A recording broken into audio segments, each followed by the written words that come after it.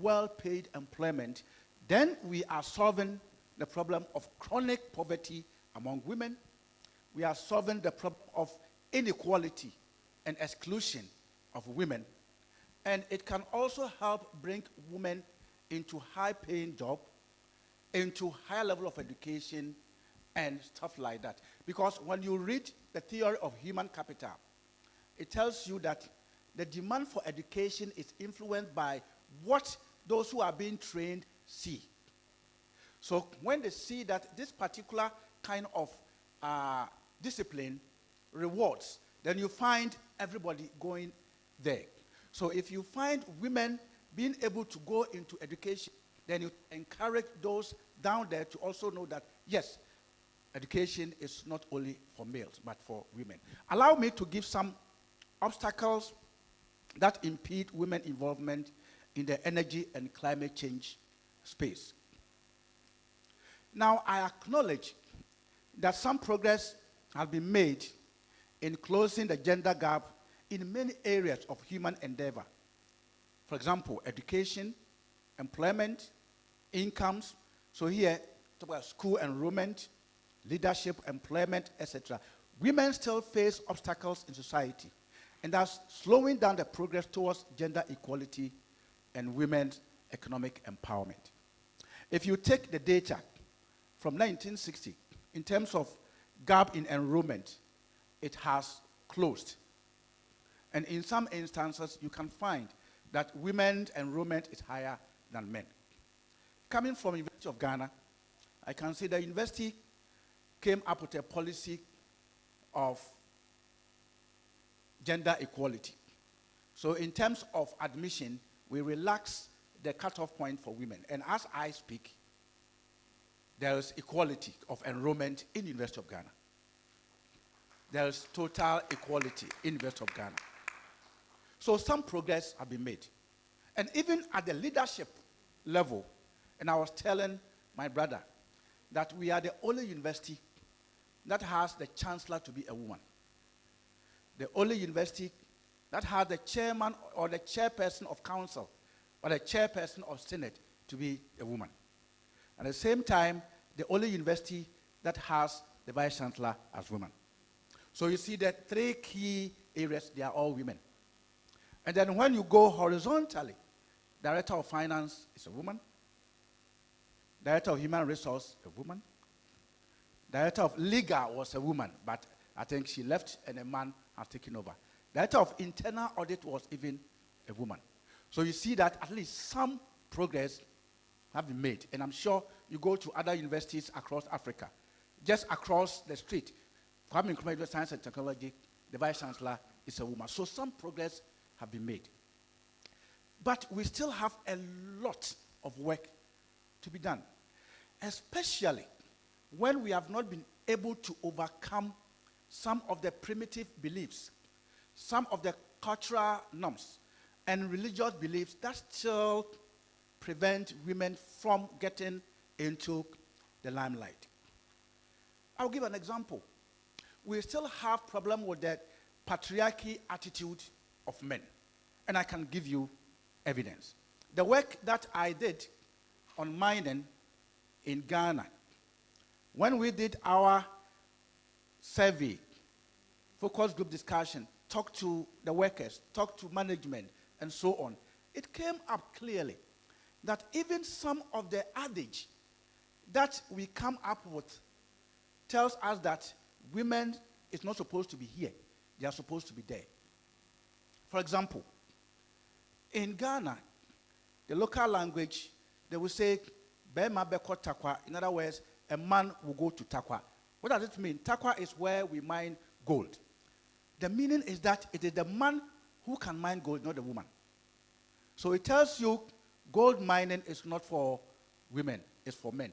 There and then, it means you are expanding the gap between women and men in certain activities. Some cultural beliefs also impede women's access to certain activities. For example, in the gold mining industry, there's a belief that if the woman is in her menstrual period, she is not supposed to go closer to the gold, because as she goes closer, the gold will be running away. And that is the belief. So if you are so when you go to the small scale mining, that belief will always prevent the woman from getting closer to where the actual mining activity is going on. You are compelled to be on the periphery. So when you do that, what is happening? You are trying to deepen inequality in that space. But most of the time, activities in the energy space and climate change issues, from industry to policy and regulation, they fail to involve or include women as energy users or decision makers and regulators, as well as key drivers of energy transition. And this may emanate from these sources. One, limited education. Yes, women education is improving. It's improving. However, when you break education down, women are underrepresented in the sciences. So if you want women to get involved in energy activity, energy policy, women must also be found in science. That is where it starts from. I've mentioned cultural beliefs, which also prevents women from getting there. For example, there is this adage that etiotua is your berry mabo. In other words, a gun fires better if it rests on the chest of a man. A gun fires better if the gun rests on the chest of a man. That tells you that there are certain activities that you don't expect women to be there. So if you go down there and talk to students, they will tell you that if you are a woman or a lady amongst men in the sciences, sometimes they will tell you, well, what are you doing here? This is for men. What are you doing here? And it happens. So it discourages the girls to move into science, to move into engineering, to move into other areas that will propel them to be able to get up there as far as energy is concerned. But let me give you some benefits of women involvement in energy transition and clean energy. Because if we leave them behind, we will not be able to achieve what we want. And our SDG 5 will be in limbo. Of course, clean energy can be transformative for gender equality.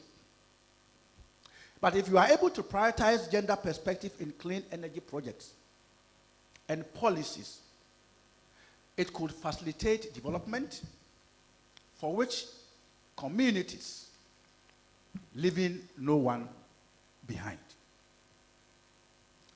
Indeed, when women take ownership and benefit from productive uses of energy for paid employment or for health care, opportunities for economic empowerment and resilience are unleashed. Furthermore, women involvement in the greening of the energy sector provides a chance to redress labor segregation in clean energy activities and climate change adaptation, and ensure that women have new and better labor opportunities.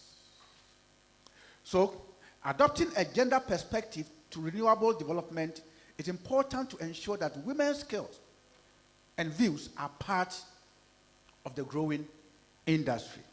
And engaging women as active agents in deploying off-grid renewable energy solutions is known to improve sustainability and maximize the socio-economic benefits. I guess somebody will ask me, so why are you always, we are talking about women, we are talking about gender, we are talking about women, but the issue here is gender. If you are a teacher and you are teaching, your attention will always be on the weaker one, but not on the stronger one. The one that you tell him 1 + 1, he gets it easily. The one who asks questions before he's able to get it, he's the one you spend more time on. Because of the inequality, inequities, gender gap in climate change, gender gap in the energy sector, it is important to emphasize that the weaker ones are the women, and therefore they must be propelled up to be able to meet where the men are. Having more women in technical, operational, and leadership positions in energy is critical to meeting the target of 40 million new jobs needed for clean energy by 2030. It is important to note that energy transition offers opportunity for women who are underrepresented in high-quality jobs to improve their access to technical and leadership training, skill development, and high-quality jobs. So this tells you the need to involve women in clean energy discussion, to involve women in climate change adaptation issues. How to get women into energy and climate change activity? How do we get them there? It doesn't mean that we are going to bring the men down, but we just have to make sure that the weaker ones are down. My first point is promoting women education in STEM. I've mentioned that. You don't pursue a course in, say, sociology to move into energy, because energy is about science. Energy, climate change is about science.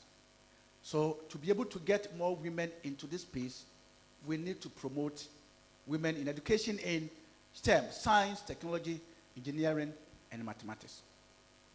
And this requires government support for tertiary institutions, universities, in increasing women's enrollment in STEM, and encourage employers, companies, institutions to hire and retain more women. So we are talking about getting them up there. But we cannot get them up there if the base has a problem. Because when we are admitting students into programs, we look at what you did at the base. But unfortunately, if we don't encourage girls to go into science, it will be very difficult to get them up there to be able to do science, to be able to do engineering, to be able to do mathematics. And to get girls to do science and mathematics, it starts from home. And I mean, it starts from you and I when the child is born. There are instances when we are encouraging our boy child to do science and say, girl child, out for you, you can do humanities. And I think it's something that sometimes we do it unconsciously, but we don't know that we are actually deepening the gender inequality when we go up there. So to be able to make this a reality, it must start from the base. When you have two children, a boy and a girl in class 1, you don't know who is going to be a scientist, who is going to be an economist. They all start on the same footing. Allow them, give them the same kind of opportunities. As they move up, give them equal encouragement to be able to get there. It shouldn't be that even if women are going into science, it must be biology. It shouldn't mean that if women are going to science, it might be getting them into nursing. But they can go into the hardcore science as we have. The second one, I may have mentioned it, but the role of parents and community members. That is also crucial in getting women involved in clean energy. Of course, I've mentioned the role of parents and community members being critical when it comes to encouraging girls and giving them confidence that, for example, energy is the sector of the future. You tell them energy is the sector of the future. You tell them the man is there, you are there. And as I tell my students, anytime I set foot in class for the first time, I tell them I have the opportunity to stand in front of you to teach you because I am older than you. Because I went to school before you. Some of them, I went to school before you were born. But perhaps if I had sat in the same class with you, maybe you have been better than me. That means whatever I'm going to teach you, open your mind and say that this gentleman standing there has been able to understand whatever he's teaching. I can do it and do better. Encourage the children. Encourage the girl child that it is not the place for only men, but it's also a place for women as well. You have to tell them that they have the capability to develop their own skills, whether it is in math, whether it is in science, whether it is engineering, whether it is in ICT, wherever you look at it, to be productive in the energy sector as employees and also as leaders. My third point, the change of mindset and the role of employers and role modeling. Role modeling or getting a role model works very well because we all know that all of us, sometimes we are attracted by what we see. And I remember I had a nephew, a boy, and I wanted him to do well and go to the university, and he was just messing up. But he came and told my wife, don't mind my uncle.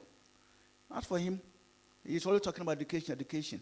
And then he mentioned a particular minister's name. It's about 15 years ago.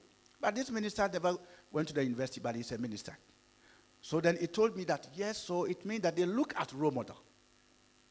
You get my point. So that one tells me that the children look at role models and want to be that. So we also have to encourage few women who are in energy, few women who are in extractive, few women who are in sciences.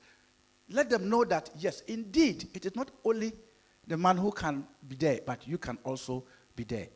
I can tell you, growing up, there was this professor called Rama Adi. She started science and math quiz, and it encouraged a lot of young girls to go into science. There should be conscious effort to showcase women in clean energy and climate change adaptation space to attract younger ones into STEM and employment in that space. And my last point is that in all this, there should be policy consistency. There should be policy consistency. Whilst government policy on one side is encouraging maybe women, another policy on the other side may be discouraging women. Let me use this example in clean energy. While Ghana is struggling, South Africa is struggling with energy, and I know South Africa, there's a problem with energy, electricity. I think water. In some cases, Cape Town was struggling with water. In Ghana, we had Dumso at its lights on and off in the past. Somebody will say that government policy should encourage people to use solar. Solar for households should have been the way to go. How do you encourage that? You take out taxes so that you can get more people to get the solar panel, and then you'll be able to reduce demand on the grid. But I can tell the tax on solar panel is so high that while we want to encourage people to get their own solar, to be able to reduce the demand on the grid, we want to still use that same policy to be able to get more money. If you don't look at policy consistency, there's no way you'll be able to achieve the vision. Thank you.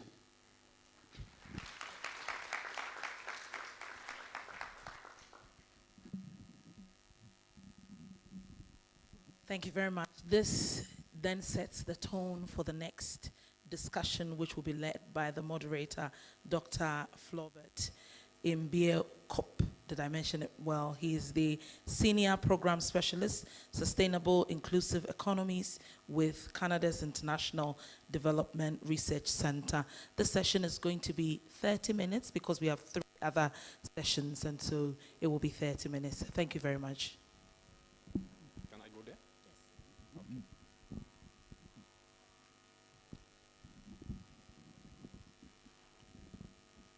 Good afternoon, everyone. So my name is Flaubert Mbie-Kop. I'm a senior program specialist with Canada's International Development Policy Center. I'm based in Dakar, where we have our office for Western Central Africa.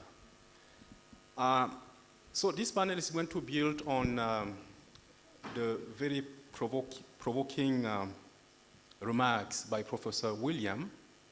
And we are going to have 3 other IDRC friends, one from Senegal, one from Benin, and another one from Cape Verde / Nigeria. And what we'll be doing is to try to understand what is really happening in this field when it comes to involving women in the transition to clean energy. How is it working? What difference is it making? And what are the challenges that women are facing? I think that Professor William alluded to some of them already. It's very easy to say that we need more women to play, we need women to play a leading role in the transition, but for that to be possible, either in business or in policy making, we need to be aware of the specific challenges that they are facing and make sure that we address those so that they can play the leading role that we are expecting from them. So let me call on our first panelist, which will be Monica Madwekwe. Monica is a program officer at ECOWAS Center for Renewable Energy and Energy Efficiency. Monica joined ECRI in 2011, shortly after the center became operational. She was part of the team that developed the Renewable Energy and Energy Efficiency Policy Framework of ECOWAS in 2012. She developed the ECOWAS policy for gender mainstreaming in energy access, which was adopted by the heads of state of ECOWAS in 2017. Monica, thank you for joining us. Let me also bring in Dr. Maram Cissé from Senegal. Dr. Cissé is in charge of gender issues at IPAR, which is a think tank. She oversees the mainstreaming of gender considerations in IPAR's research, especially in the project on promoting energy transition in horticulture as a way to foster women's economic empowerment in Senegal and Guinea-Conakry. Prior to joining IPAR, she was in charge of the gender unit at the Ministry of Devolution in Senegal. Our third and last panelist will be Dr. Elie Antoine Podonu from Benin. Elie holds a PhD in natural resources management. He's a senior lecturer. Let's say Monica. So Monica, tell us, from the work that you've been doing this for more than a decade now, can you tell us what role do you see for women and youth in the clean energy transition, be it as entrepreneurs, consumers, or else? Thank you very much, Velbert. First of all, I would also like to thank the organizers and yourself for inviting me to this very important event. I'm very happy to see a number of scientists, and I believe that this is how we make informed policies. So, in terms of clean energy transition, I would like to say that the first ECOWAS policy, the ECOWAS policy of 1982, specifically mentioned the use of clean energies. So the clean energy transition has been an ongoing process for our region, and we've seen how women's role in these policies has changed from just having a few sentences talking about gender mainstreaming and how we'll make sure that women are given access to opportunities and resources, to us now having a regional policy that is very detailed, speaking about how we see women in the energy sector. So just to shed some light, our policy, the regional policy, that's ECOWAS policy for gender, mainstreaming in energy access, specifies the role for women as policymakers, women in the political sphere, talks about women as energy suppliers, so these are technicians, technologists, women in the private sector, women in the public sector, and director positions and all that. And we talk about women as energy consumers. These are women in the households, women in the communities, women who need energy for lighting, but also transport. Many of us don't know that, when you talk about women and energy, there is also the transport part, because transportation also has an issue of affordability and accessibility and gender also is part of those issues. So we look very much in detail, breaking it down to show that there are opportunities for women and young people. However, even as I've been in this sector, I've seen a side where I would consider it as very underutilized, under-tapped, and that is the role of women as financiers, women as investors.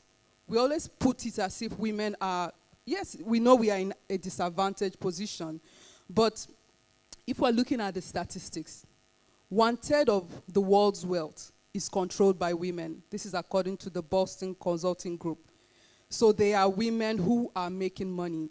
And according to this report, about $5 trillion is added to the global wealth by women annually. Now, this is mostly women in the global north, women in North America.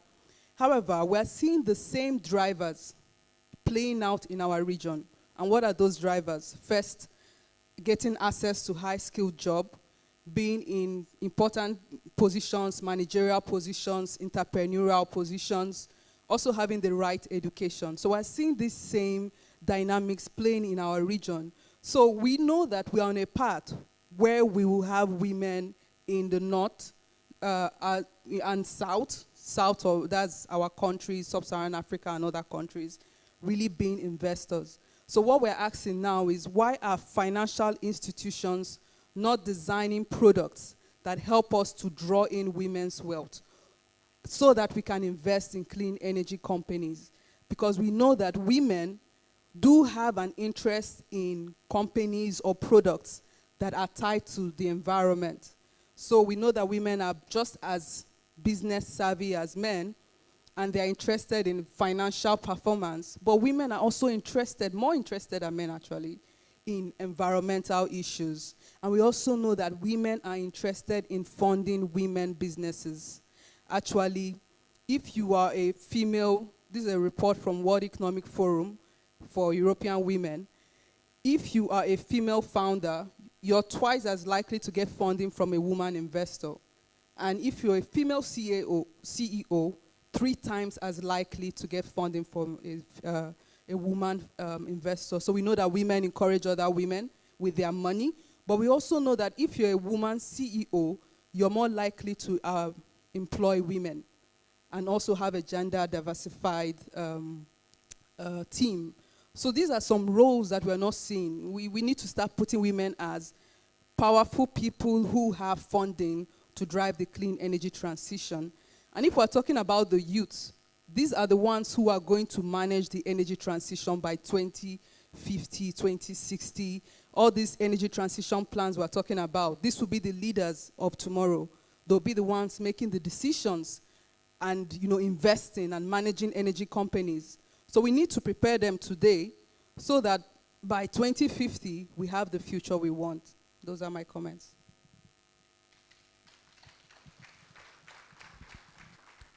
That's really great. But before I move to Dr. Maram, I have another question for you, if you don't mind. So now, how do you see public policy helping women and youth play an even more important role in the transition? Do you think that a blanket approach would do it? Or do you think that various women and youth may contribute differently depending on their respective socioeconomic characteristics, and for that reason, different tools may be needed to support them? What do you think? You said it yourself. Indeed, due to several socioeconomic characteristics, differences, we cannot have a blanket policies. And not just socioeconomic characteristics, we're talking about interests. We're talking about how women of different groups interface with the energy sector, whether you're a woman in business, you're a woman in the energy private sector, or you're the woman in public sector, you're a teacher, a technologist. You interface with the energy sector differently, and that's why I like the comment from the ground saying that women and energy is not just cooking. And, in our society, or not, I guess it's international, we always say, it's the person who is wearing the shoe that knows where it's paining them. So we don't all wear the same shoe sizes. How can we now have a one-size-fits-all policy? For us, what we did was that we had to go and talk to different women. And I remember when we started this Women and Energy conversation all the way 2011, that was when ECOWAS was developing the renewable energy and energy efficiency policies. The conversation was women and cooking. And when we went to some women to talk about the policy, they were like, it doesn't really concern me because I am not using firewood to cook. So definitely we saw that dynamics playing out where we sort of alienated some women. Women that wanted to talk about how to get business capital. Women that wanted to talk about employment. We were leaving them out. So we tried to fix that in our regional policy where we spoke to different women, whether you're the woman in rural area, women in urban area, woman that wants to, get employment. So I agree with you. We cannot use a one-size-fits-all policy. And the good thing about policy is that it's not set in stone. You have opportunities to revise it, to assess it, to modify it, to improve it. It has to be a continuing process to have a good policy. That's really amazing. Thank you so much, Monica. Maybe we'll get back to you after Dr. Maram would have told us. Now, here's the thing. Dr. Maram is Francophone. So I don't know how we are going to do this. She's not very comfortable in English. There's a translator. Excellent. Donc, tu veux parler en français? Okay. Okay, Dr. Maram, tell us. You are leading this IDRC-funded project in Senegal and Guinea-Conakry.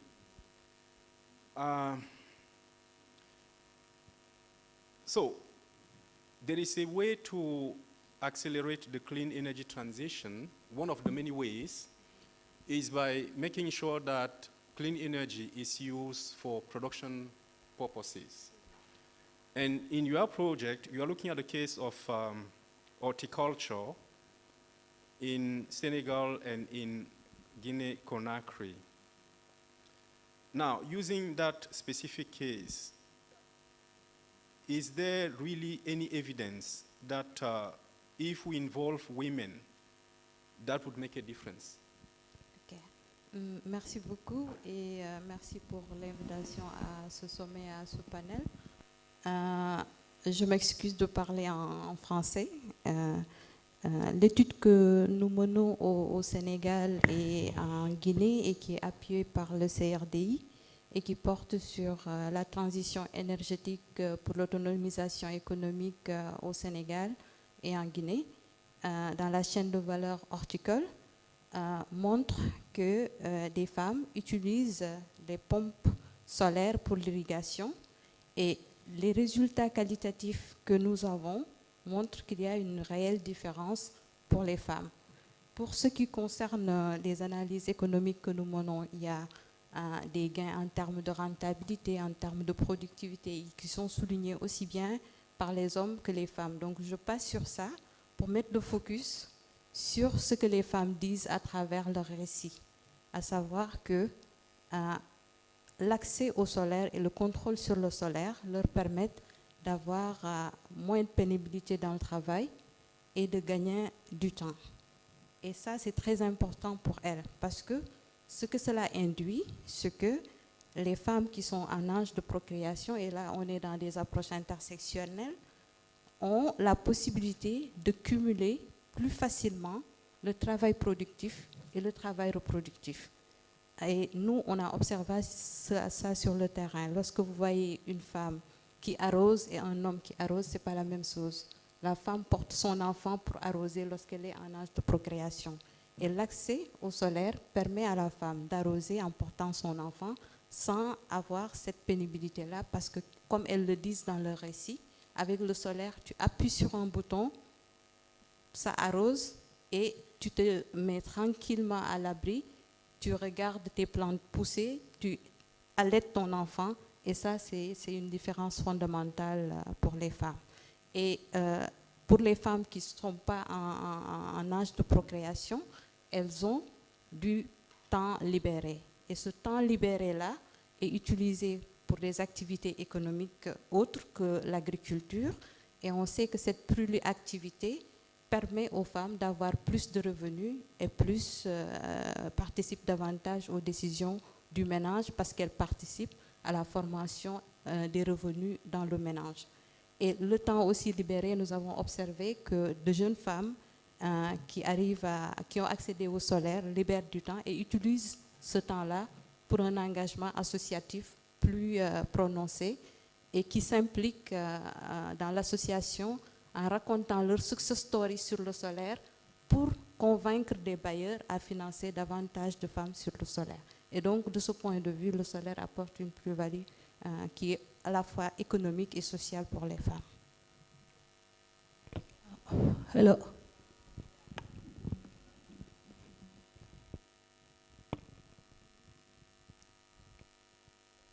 Okay, so maybe I can go on. So the lady said there is a great difference in horticulture when women use these energy transition methods.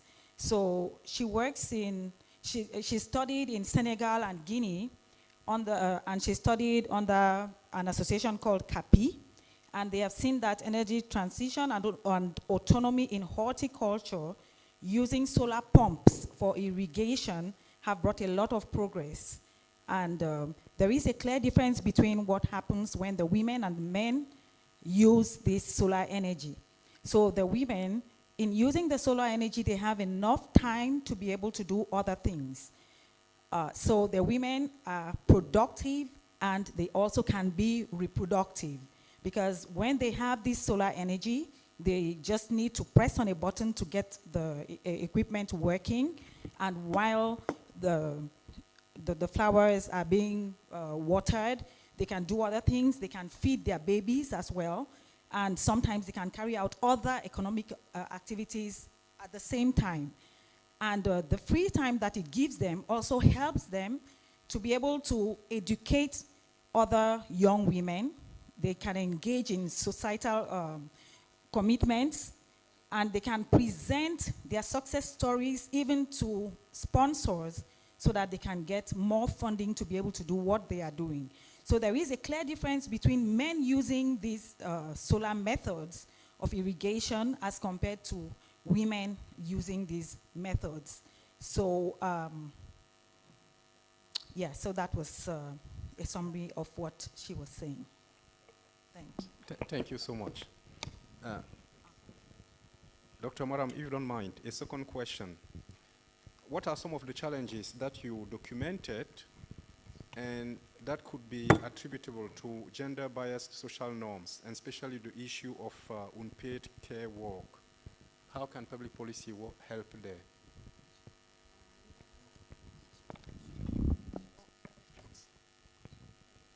Dans les expériences que nous avons documentées, nous avons remarqué que les défis principaux portent sur le financement, sur l'accès à l'information aussi sur le solaire, comment savoir qu'il y a des ONG ou des partenaires qui financent le solaire. La plupart des femmes n'ont pas accès à ces informations-là.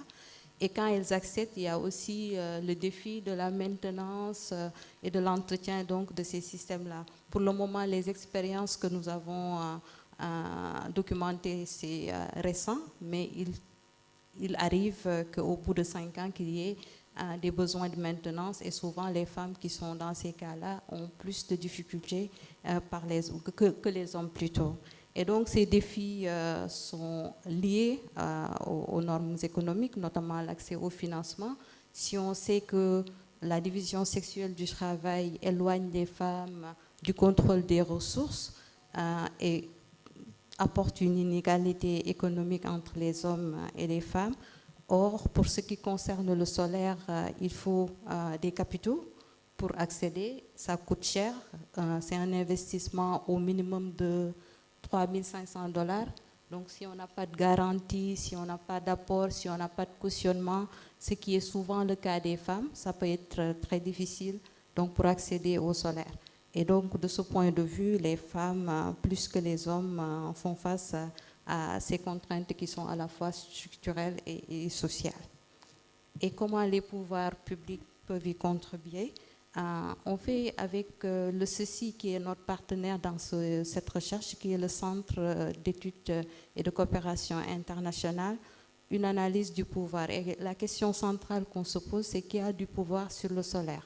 Et à ce niveau, il y a le secteur privé, il y a les partenaires au développement, mais il y a aussi l'État. Pour le moment, au Sénégal, les appuis de l'État ne sont pas encore très importants, mais l'État a un rôle à jouer dans la mise à l'échelle, et une mise à l'échelle qui soit équitable, en raison des contraintes que nous avons soulignées pour les femmes, l'accès au financement. Donc, s'il n'y a pas une subvention de l'État, c'est pas facile pour les femmes d'accéder.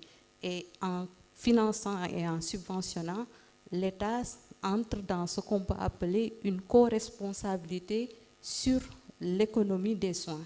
En subventionnant le solaire, il subventionne indirectement l'activité reproductive des femmes.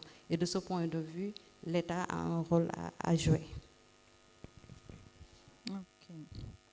Yeah, so at the level of the challenges that are faced in supporting these initiatives, the issue is mainly financial. And there are NGOs and partners that intervene and that help. But the main issue is that the men have more access to the financing than the women. That is what has been noticed. And there also is the issue of maintenance, because 5 years down the road, the equipment becomes defective, and so there usually is need for some maintenance to take place, and the women usually have more difficulties having that maintenance done. So the access to financing is the main problem, and usually they would need like $3.5 million to be able to do that maintenance, and which it makes it really expensive for them. And so there is the Center for the Study and Cooperation and International Cooperation, which also helps. There are private partners, and in Senegal, the state also helps in funding, but they need to do some more. So, because accessing the state subventions is usually not an easy task. So, in fact, financing and subvention make the government co-responsible for that maintenance and the acquisition of those materials. So it's usually, the challenges are usually at the level of the economy. Thank you. Thank you so much. Next, I would like to move to Dr. Eli from Benin. So Eli, you've been working on eco-friendly solutions to address women's energy needs in some income-generating activities in Benin. Can you tell us more about that, and what opportunity is there to scale up some of the solutions you've been working on? Yes, thank you very much, Robert. So I'm very happy to be at this Gender Summit, and I will share my experience with the IDSC project. So I really work on forest management and conservation. And during one of my research activity on mangrove ecosystem, so I work on mangrove restoration and sustainable management, and I found out that there are some women business activity that really depend on the mangrove. The mangrove is a forest that grow in water, but particular water that have some variation of salt. So it is not common to find mangrove everywhere. So in this region in Benin where the mangrove grow, we have many women that produce salt, and they also smoke fish. And for this activity, they really need a lot of firewood. So this really affects the mangrove. And when the mangrove is affected, it reduces the productivity of the fish. So the fish, they nest under the mangrove in this water, as well as other animal resources that live in this lagoon. So it really reduces the productivity. So they create another problem of food security, and also job for women, for men that go for fishing and other. So we really need to support women continuing their business while also reducing the pressure on the ecosystem.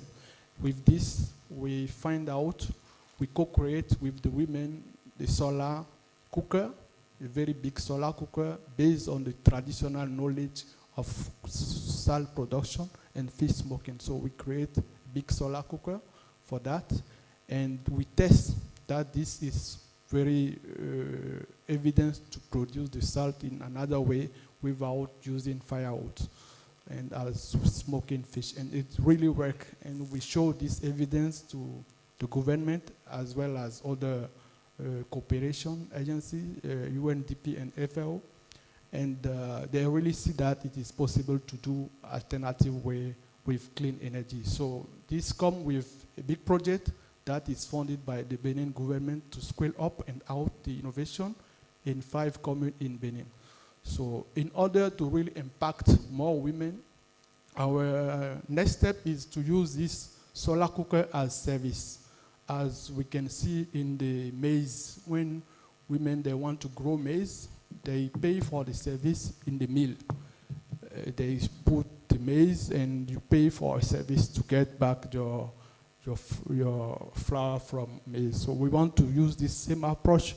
So women, they do not need to make individual fire to produce the salt, but they can pay for this service. So you can bring your brine, the water that they collect from the lagoon, to pay maybe a consent of payment and get back the salt, or either sell this water for those who want to. So this will create more economical activities in the area and support the well-being of the women in this region. So this is what we are doing actually.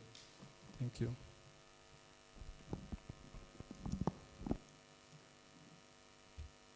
Okay, thank you so much, Eli. That's really excellent. I have a second question for you.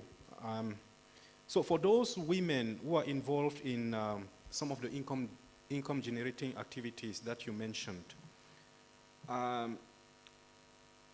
how easy it is for them to combine those activities with unpaid care work? What have you documented? What have you seen on the ground? Okay, so for that, I think when we start this project, we have conducted a baseline study to see what are the different unpaid care that women did at home, the personal care, the household work, and the assistance to the community or friends. So we see that those women who are involved in this business activity, salt production, fish smoking, they really use the family member to support the children before going to work. Because they work with fire, they cannot bring the children in this service and work. It is not safe for the children. So they use the family member or family-in-law or neighbor who support their children at home, and they live there and go to work.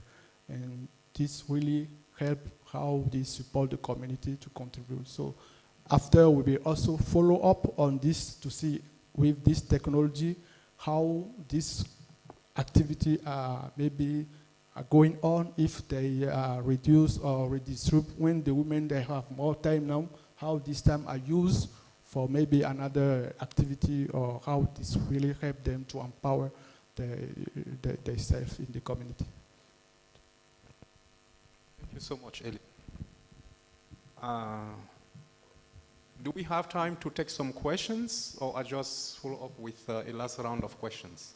Yes, 7 minutes. So maybe we can invite 1 or 2 questions from the audience. If not, I have plenty of them here. I can just ask them. Okay, let's go. Monica, tell us. Why do we need to come up with specific set of policies for women and youth to play a key role in the transition to low-carbon economies, and especially the energy transition? Why do we need specific policies? Thank you. So first of all, let me even just start with the youth, because I spoke very much about women. in ECOWAS, the age of youth is 15 to 35. At the UN, it stops at 24 years old.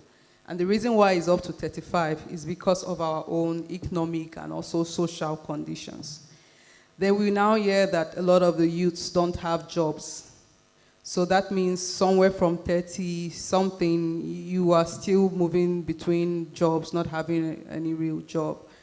For me, this is a problem, especially when you consider that majority of our population, to a significant extent, they are young people.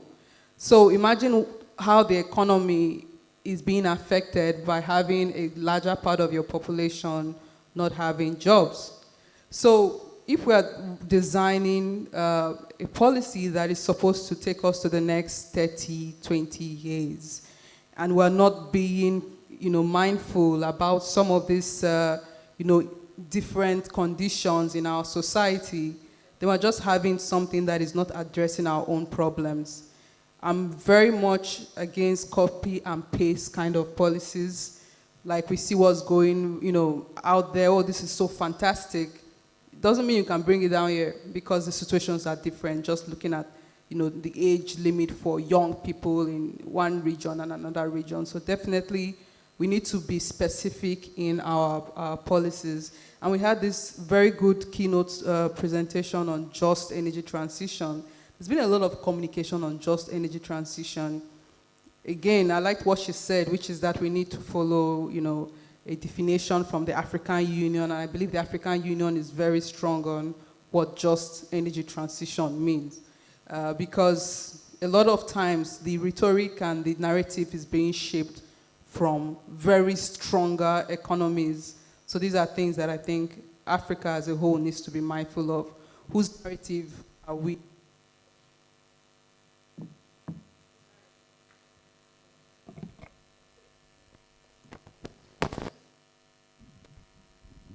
I think I'll just conclude in, whose narrative are we pursuing? It should be our story, should be our reality. Yeah. Thank you so much, Monica. So we need specific policies so as to make sure that they are tailored to our realities. Madam?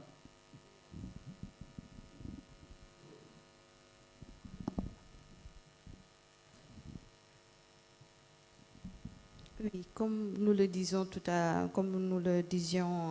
l'heure dans notre exposé, les femmes et les jeunes font face à des contraintes spécifiques et de ce fait doivent être prises en compte de manière spécifique dans les politiques. Les femmes et les jeunes sont marginalisés dans l'accès et le contrôle des ressources, dans l'accès aux informations, dans la participation aux prises de décision. Et de ce point de vue, lorsqu'on met en place des politiques, que ce soit sur les énergies propres ou dans d'autres domaines, ils doivent être pris en compte donc de manière spécifique. Je donne juste un exemple. Les success stories qu'on a documentés dans le cadre de la recherche que nous menons montrent que ce sont les femmes qui ont des appuis multiformes et sur le long terme qui allient, on a parlé tout à l'heure des contraintes financières, mais qui bénéficient par exemple de services financiers et non financiers sur le long terme réussissent mieux que les femmes qui sont juste financées ou qui n'ont pas été financées et qui se débrouillent elles-mêmes. Et cela est valable pour les petits projets et ça l'est aussi dans la planification plus globale ou plus nationale. Donc de ce point de vue, il faut des politiques spécifiques. So, Can I? Okay, so Madame was just saying that women and youths have a particular status and which has to be taken into account when the decisions are being made, when policies are being made, because they are marginalized when it comes to access to finances, access to training, and even when it comes to decision making. So they need to be included when these decisions need to be made. When the policies need to be made, they need to be included. And as an example, she talked about some success stories, and it has been seen that the support which the women give, those who have the support, the financial support and support in other areas usually do much better than those who do not, those who are struggling on their own, those who have very little support. So they need to be taken into account, and That helps a lot, be it for those who are into small projects, or those who are into national projects, or those who are in global projects. So, thank you. So I will also add that we need also policy to encourage the use of the solar cooker, because it is really common to see that the equipment are getting more and more expensive, and this creates another challenge for the society and really for the rural people to buy this solar system for the use. So this is the main problem.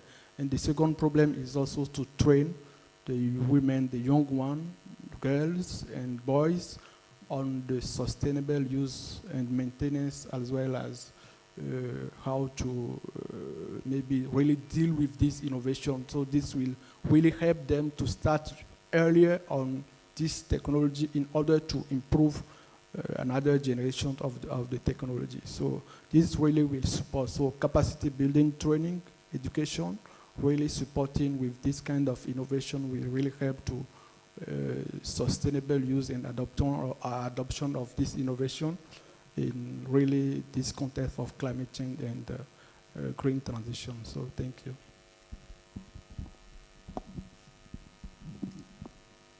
I got it. So basically, we are coming to the end of this panel. I guess the key takeaway is that because women and youth face specific challenges in our communities, in our society, they need specific support as we prepare them to play a key role in the transition to clean energy. Some of the supports may include financial support, like access to finance, but also skills development, I guess access to market as well. And like Professor Boateng put it earlier, and as documented by Dr. Eli, we shouldn't be forgetting about the burden of unpaid care work. Because even if we come with all those opportunities, be it financial, be it technical, if we don't deal with those issues at the very household level, women may still not be able to take advantage on those. And I think this is a key message for policymakers. If we are to come up with, I think we are talking of the New Deal or Green Deal, Africa Deal, those aspects need to be taken into account. Let me stop here so that we can move to the next panel. Thank you so much for your attention. Yes.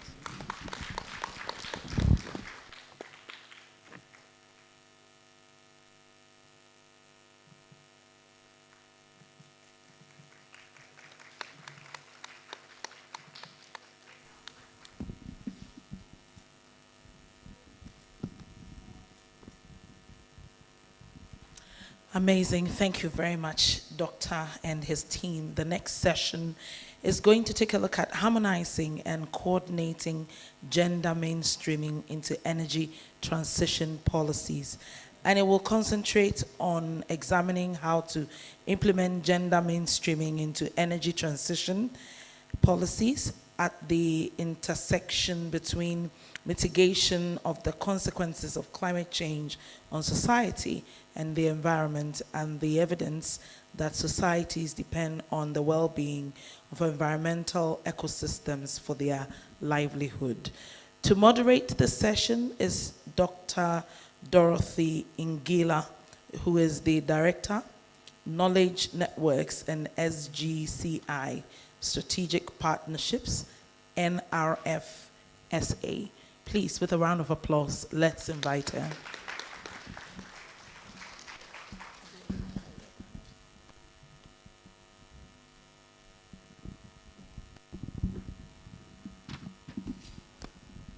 Good afternoon. Good afternoon. Okay, great. I represent the National Research Foundation of South Africa today here and on the panel.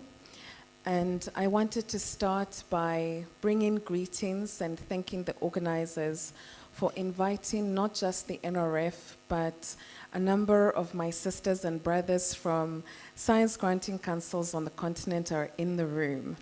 And we are delighted as a group of public funders to be engaged in this conversation on all things gender, but very specific in the area of energy.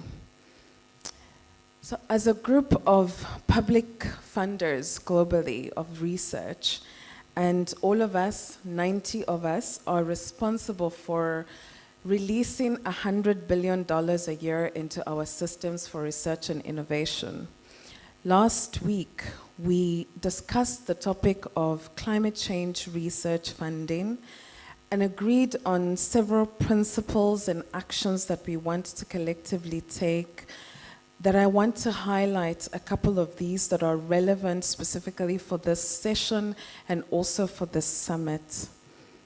We agree that a strong global coordinated research effort is needed to provide the scientific basis to offer societies alternatives and propose solutions at all levels. We agreed and endorsed that gender discrimination, socioeconomic status, and other factors make certain groups of people more negatively affected by climate change. Climate change research should specifically take these aspects into consideration and incorporate concerns about them in research at global, regional, and local levels as relevant. And the last one I want to highlight is that we agreed that as a global body of public funders, we must foster a culture that integrates the responsible and ethical conduct of research into all aspects of the climate change research ecosystem. So as we examine this intersection between climate change and energy today in our panel, it is important for us to think about it from an actor perspective, and this is what this panel brings to the fore. We have somebody who is representing and speaking with regard to young scientists, somebody who is speaking with regard to publishing, and somebody who was speaking in relation to the public sector. I am going to now call upon the panelists that will start. Dr. Enyonam Pekpena, who is a manager, Information Technology Projects Delivery, the Electricity Company of Ghana Limited. Dr. Pekpena is going to speak to us on a topic that is overcoming the gender, energy, digital inequalities to improve women's livelihoods. Doctor.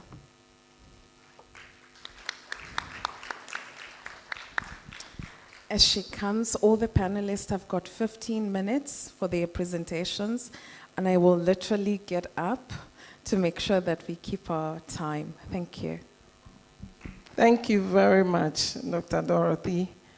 Dr. Dorothy has already mentioned my name, and I am holding a twofold position here.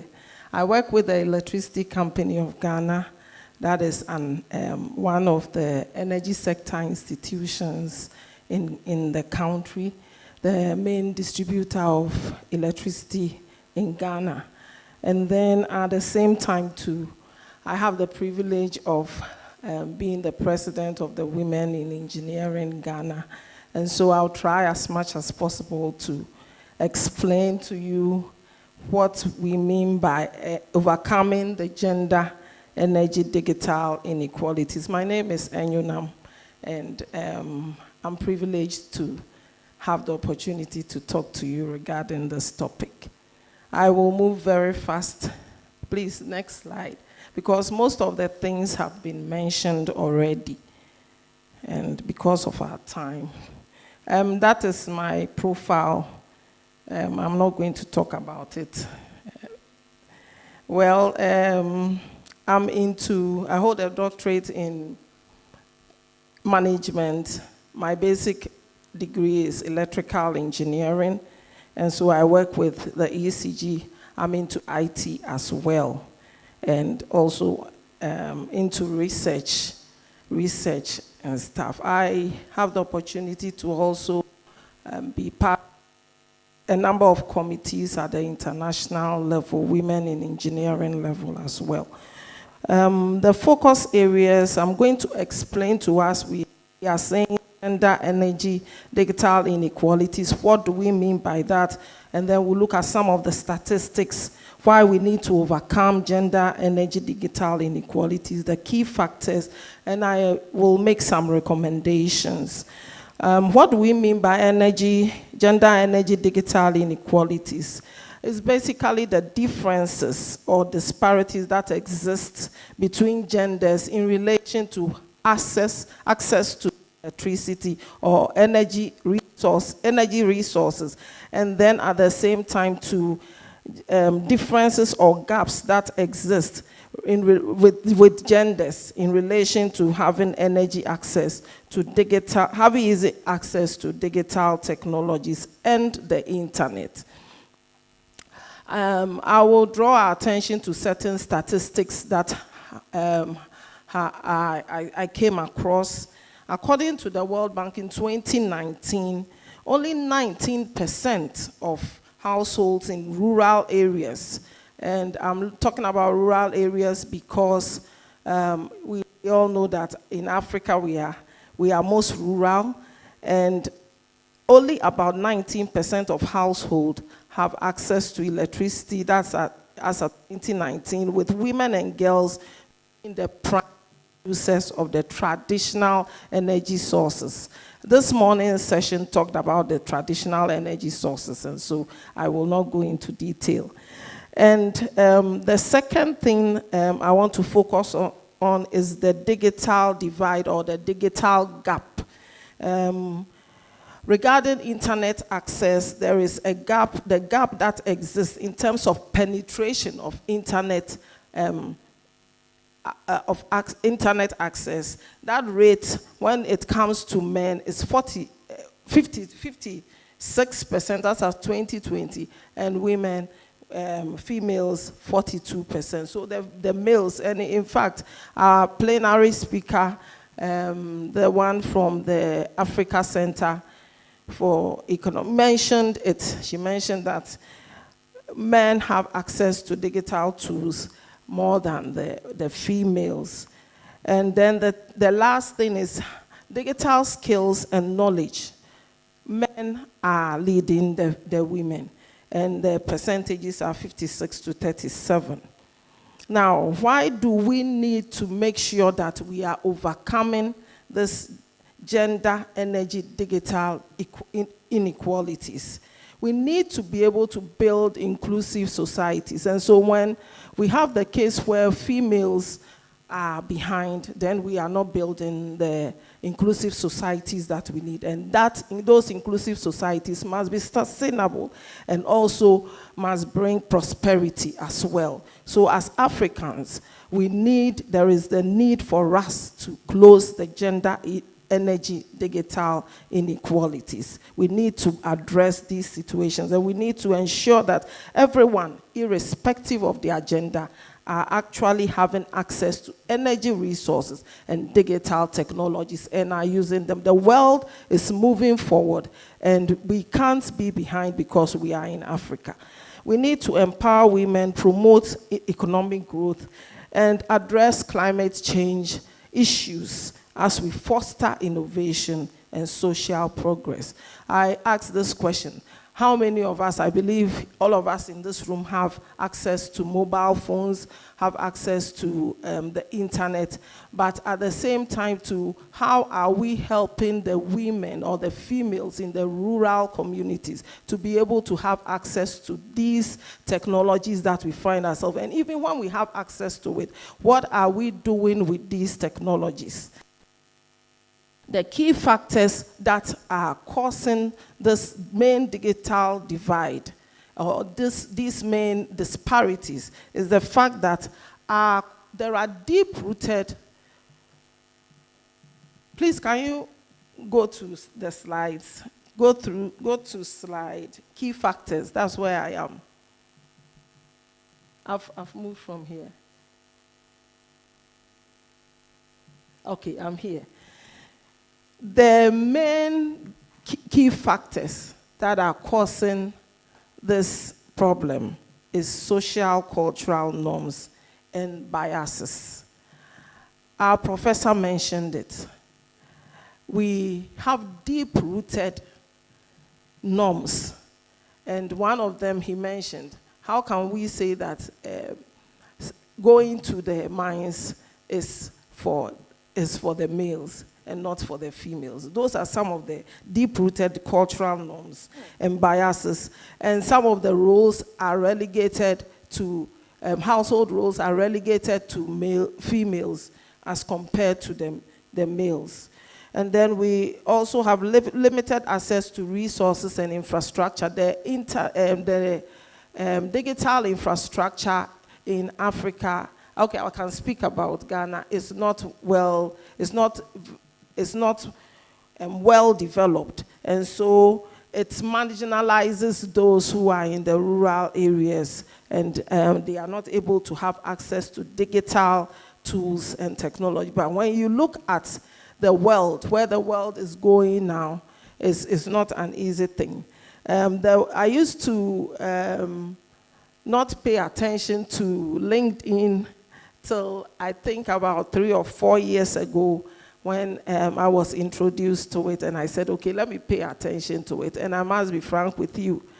I know you will all attest to the fact that having access to LinkedIn and projecting yourself on the digital space, in the digital space, makes a lot of difference. And it actually helps you and projects you to be able to have access to whatever you want to do there, and be able to build up yourself economically as well. And so it's important that we have that going. We have limited. Another factor is education and digital literacy.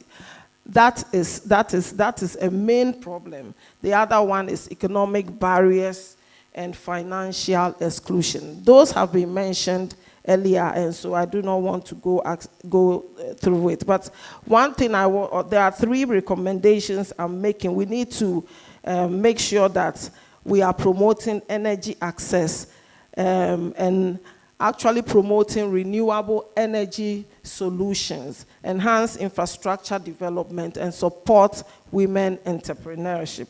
The second thing, in terms of digital inclusion, ensuring that the females have access to digital technologies, is to improve the digital infrastructure. So our governments need to ensure that they build up the digital infrastructure. Digital literacy and skills development needs to go on, and also we need to enhance infrastructure development as well.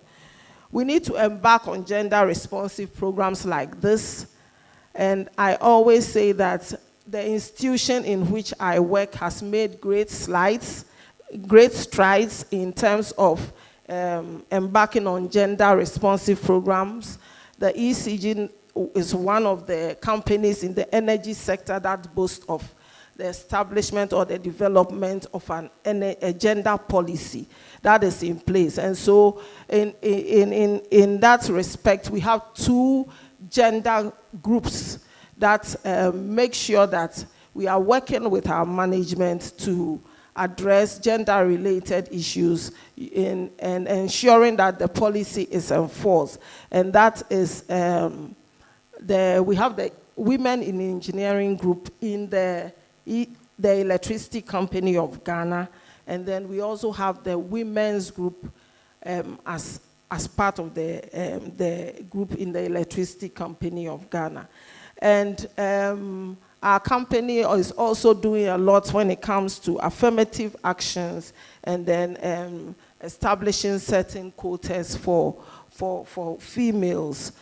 We had a very big breakthrough this year, when we the female engineers prepared the younger females we had mentored for interviews. There were some openings. We made sure they were shortlisted. We prepared them, and I must confess, we are boasting of the fact that over 50% of the intake that was done this year were females. And that is a major improvement in our organization. And then we need to also enhance infrastructure development as well. So I want to, based on ECG's example, I want to say that wherever we find ourselves, we should make sure that as females, we are able to group ourselves, we are able to form associations, we are able to be the voices to ensure that we are actually encouraging and making our companies embark on gender-responsive programs. There have been some interventions in this country when it comes to closing the energy digital divide. The National Rural Electrification Projects and Schemes ongoing in our country do that. Digital literacy programs and then women empowerment projects are also enhancing women. In summary, I will say that to be able to overcome the gender energy digital inequalities, we need to implement comprehensive strategies, and they need to be intentional. We need to promote gender equality. We need to improve access to energy resources we can take online to bring ourselves up when it comes to moving into the digital space as females, enhance educational opportunities for women, be able to promote and sponsor females when they are very brilliant. We do that a lot here. And then we promote women's economic empowerment. So in a nutshell, that is what I have regarding closing the energy digital divide. Thank you. Thank you very much, Dr. Pekpena. Two things that emerged from the discussion. The first one was this idea of thinking about intersectionality as we discuss this question of gender digital energy divide. And you talked a lot about rural communities and how rural women are being engaged. I would like to hear from you when we do the questions a little bit about what the intentionality of policy for your company has been to focus attention on that group. Our second speaker is Dr. Eric Tambo.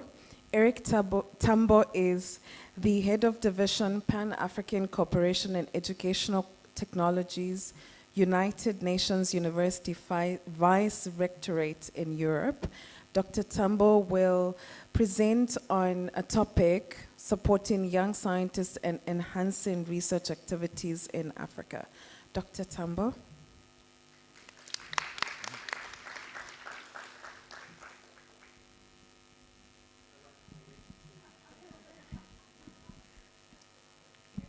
Thank you.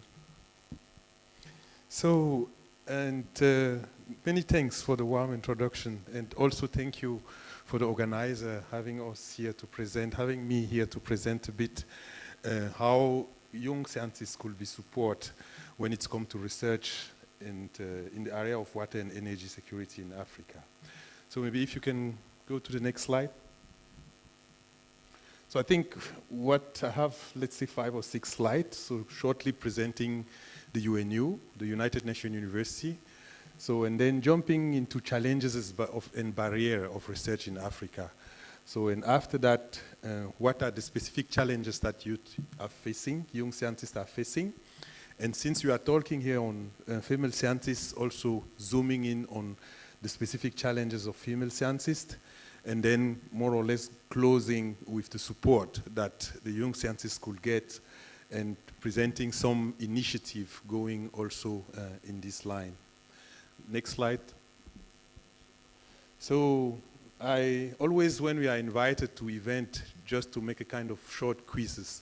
So if you have heard already about the United Nations University, if you can just raise your hand that I see the number of people.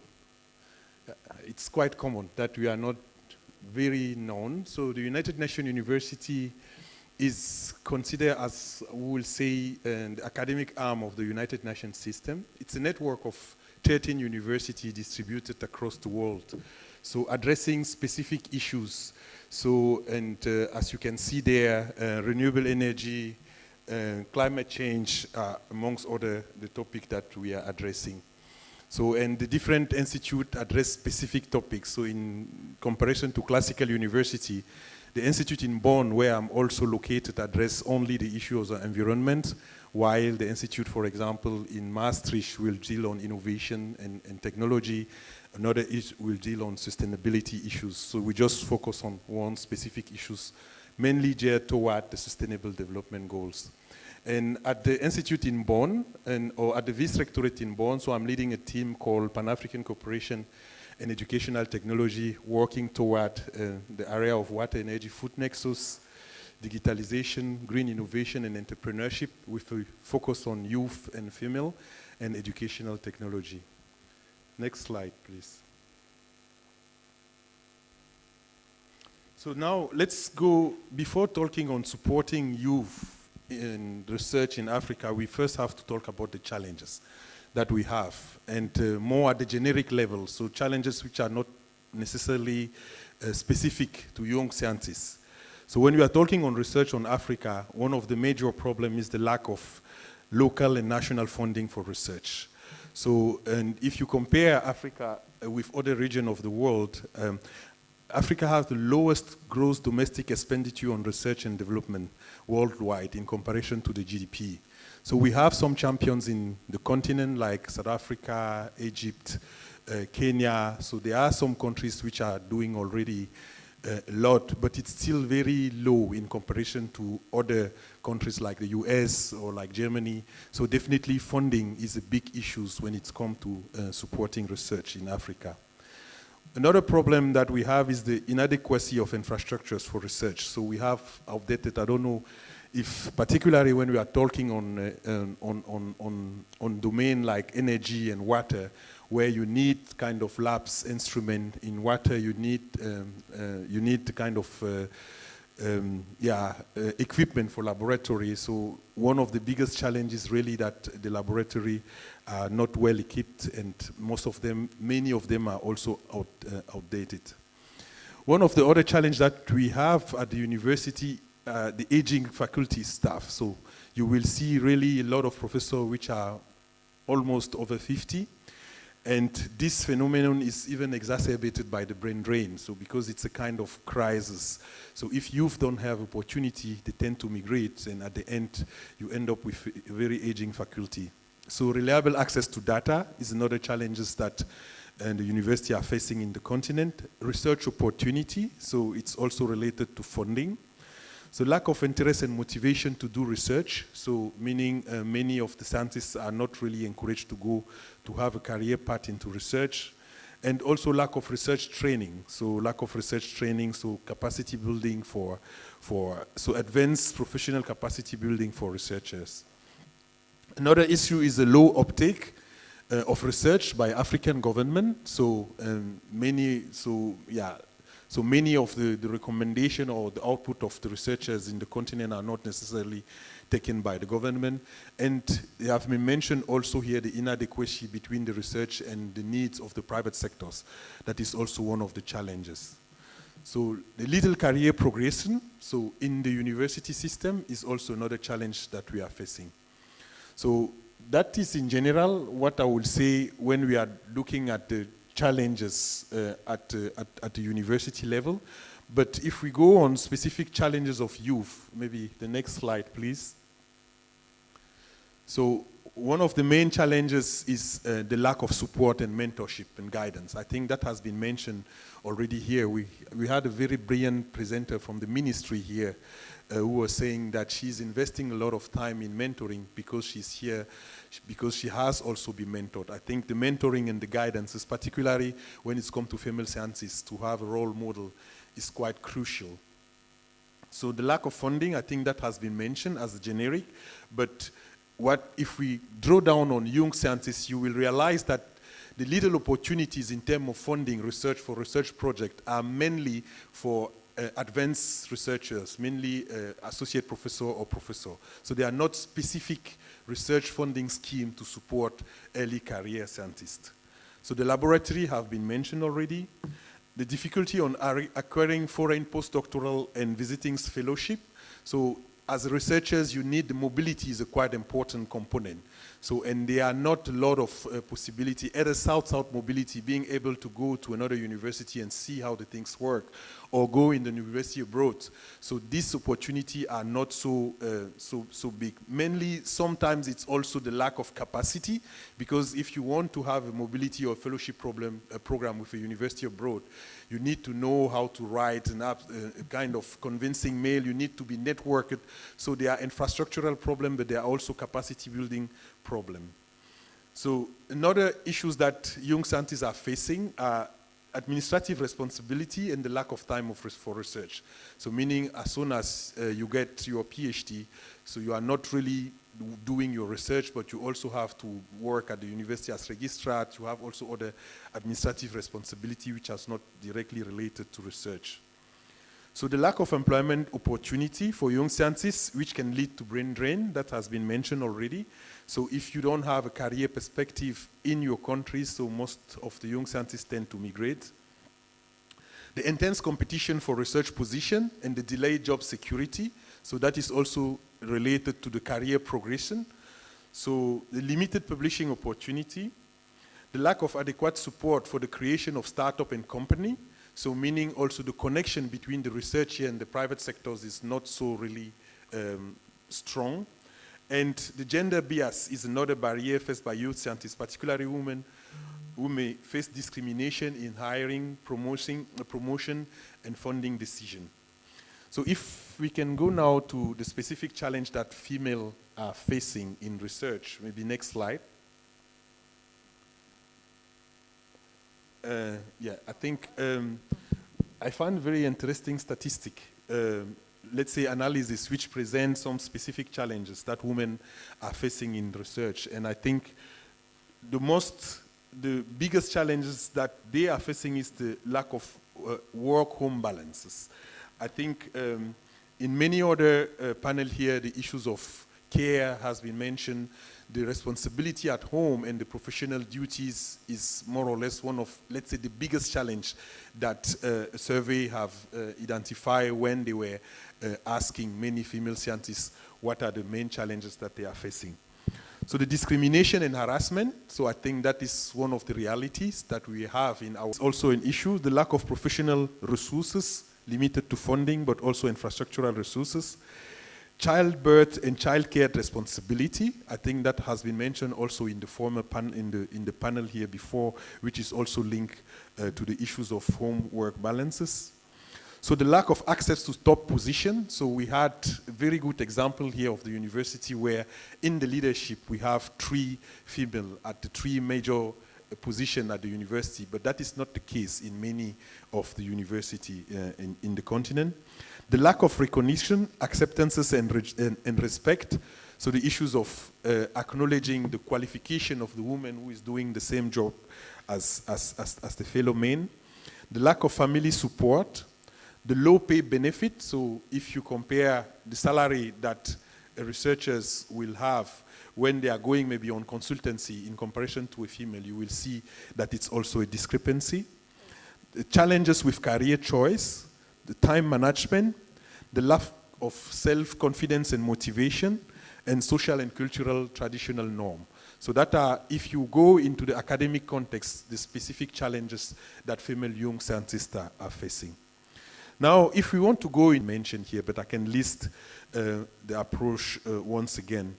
So, particularly for young scientists, support for mentorship and training opportunities within the university and abroad. I think that is quite important to design within the university a kind of mentorship scheme so that the advanced senior scientist school support or mentor the young scientists. So, design specific funding program for early career scientists. As mentioned, so the little resources in terms of funding that we have are mainly for advanced researcher, so associate professor and professor and expert young scientists. There are already some international organizations going in this direction. In the next slide, I can list 1 or 2 examples. providing fund for research project and encouraging collaboration and partnership amongst researchers and abroad. I think the collaboration with other researchers in other university or abroad is very fruitful for young researchers. Funding for laboratories.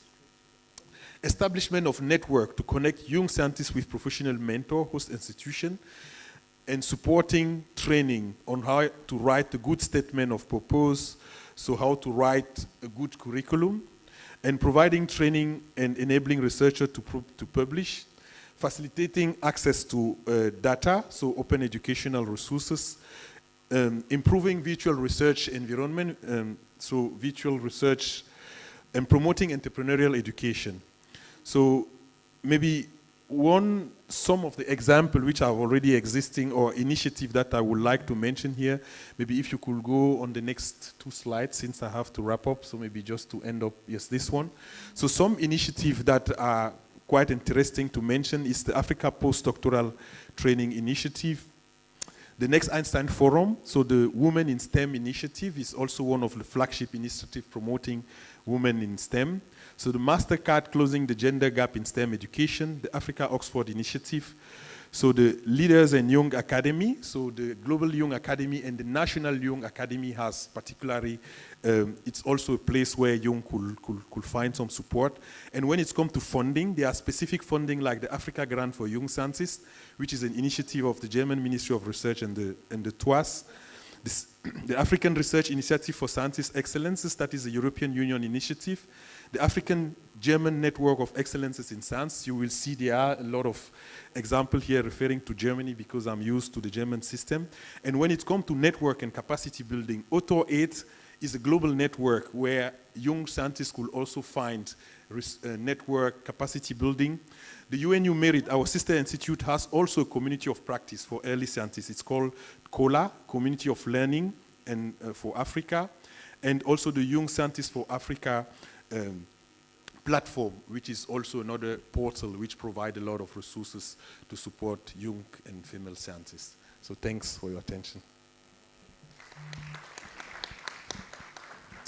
Thank you, Dr. Tambo, for taking us on a journey that really speaks about both young scientists as also young women scientists.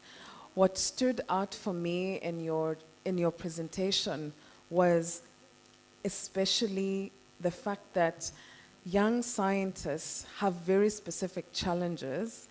Young women scientists at the intersection of that have also specific challenges that funders and all the other actors that are in the room need to consider specifically for them. I have a question for you to think about. I would like you to bring this back in the area of energy, cross-section of climate change, and to reflect on specific opportunities that are available for early career researchers in the discussion. Colleagues, I would like to now welcome A Fairer World, Promoting Equity and Inclusion in Research Publishing in the Areas of Energy and Climate Change. Thank you.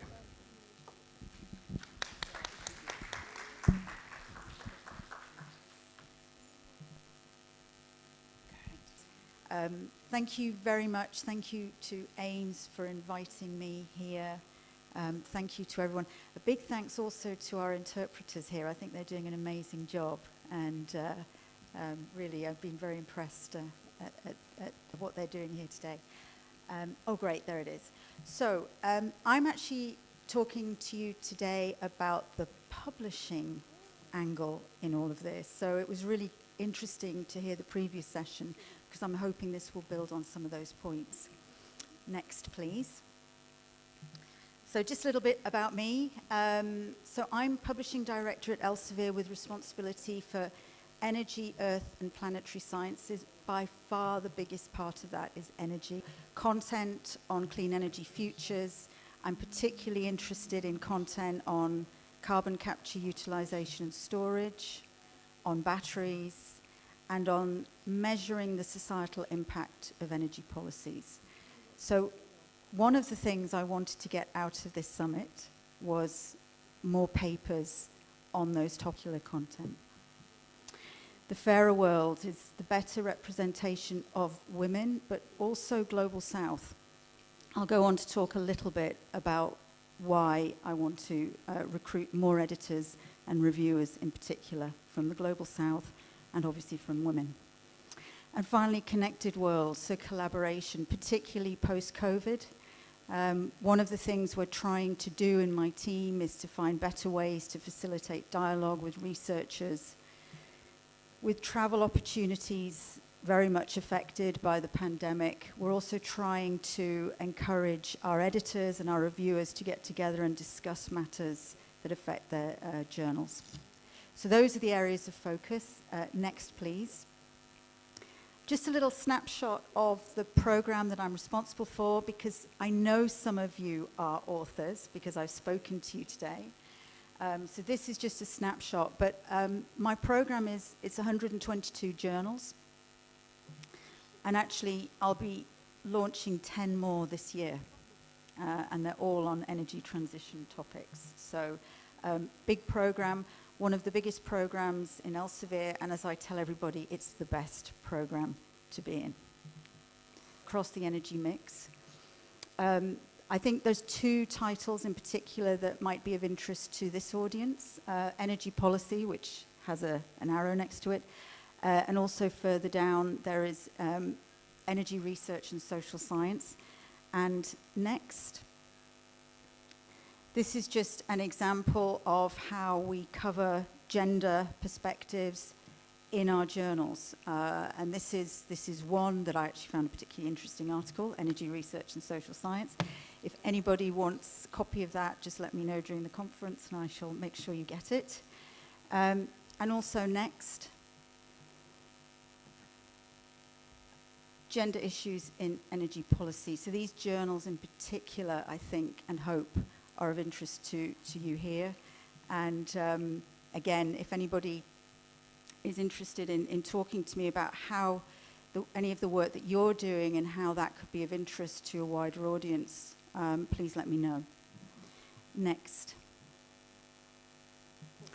So some of you will have seen this slide, and apologies if so, but I just wanted to tell you a little bit of a story here, because this is how I got interested in the issue of gender. I had actually been in publishing for many, many years. And then one 1927 Solvay conference, which was in Brussels. I think there were about 29 people there. She was the only woman. I think 17 of these 29 were or went on to be Nobel Prize winners. So a very illustrious group of people. She was the only woman to have won a Nobel Prize, person to have won the Nobel Prize twice. And she had won it in 2 disciplines, which was physics and chemistry. So a phenomenal achievement. But I sometimes look at that photo and I do wonder, what was she thinking when she was there? How must she have felt to be the house called Applied Energy? This was the editorial board meeting, and you'll see there's one woman in that picture. And she was the publisher. She wasn't one of the editorial team. And at the time, this journal had 80 editors. And I suddenly realized I was the only woman in the room. And I spoke to the editor of the journal and I said, are there any women on this editorial team? And it turned out there were no women on the editorial team. So I then went back to Elsevier and I started looking at the data. And what I just wanted to say, progress is still slower than I would like. Such is the nature of publishing. But this is one thing I can say, that Applied Energy now went from 80 men. It went from none to 26%. However, one thing I discovered was it took me a year and a half to find this woman. Because another thing I'm struggling with, and another reason I'm here today to speak to you, is I need more women editors who will say yes. Because what we are finding is we will maybe get a yes after the 4th attempt. With most male editors I approach, I get a yes straight away. So we are finding it is still difficult to find women editors because, as you all know and as we've all heard today, the energy sector still doesn't have a great pipeline of women yet. We're struggling to find the good candidates. But then they say no when I speak to them. And I really, really, really want women to say, yes, help me make it work for me. And so I have a personal goal at this summit. I want to get 10 editors. So I know I've spoken to some of you already, but I want some direct action as a result of this meeting. And one of that is to at least find 10 of you here. So that's just a little thing I wanted to slip in. Next. When I started on this journey, some of the challenges I found early on were, the first thing was there was a very low perceived awareness of why does it matter? This journal's doing really well, we've got this great impact factor, look at how many downloads we've got. Actually, that was probably the hardest thing, was to convince editors on journals, but even to convince my own team, my team of publishers. They're saying, well, it's fine, and it's easy to find men in this field. It's harder to find women. Why are we doing this? Well, you know, as somebody else said, I think one of the speakers was talking about role models. I said, we have to do this. It might be tough, but we have to do it. Applied energy, which you saw earlier. This made it harder to identify people to quickly take over. A lack of sufficient competence in providing gender analysis. I mean, I look back to those days where we were looking at the data. Women authors we've got from China from the name, but we are trying to work on that now. The lack of women working in the energy sector, we've already addressed that, made it hard to actually identify people, and obviously thinking about the future as well. So another thing we are trying to do is not just try actually appointing women to editorial boards and educating them, training them, giving them the experience, particularly as reviewers, so that they will be able to serve as editors of the journals. Actually, in a recent campaign, so just thinking what I could put. Could I maybe skip next? Dorothy's going to dance for me soon, I think. We have a 10-step program, and I will just focus very, very briefly on this, Dorothy, if you'll allow me. This is a 10-step program that we evolved into a set of principles, which we've now put on our website. 5% female representation on journals. I have a goal of 50%. So create awareness to the editorial teams. Unconscious bias training of editors, that is something we've invested in. The Royal Society in the UK did some great online training, which we've adapted with their permission. Elsevier now, we're still struggling to get to that 35%, which the business has set for us across all of our journals. But we are making strides on that. Also, just to say, we didn't take up for that, 54% across the business. So I just wanted to mention that. Next.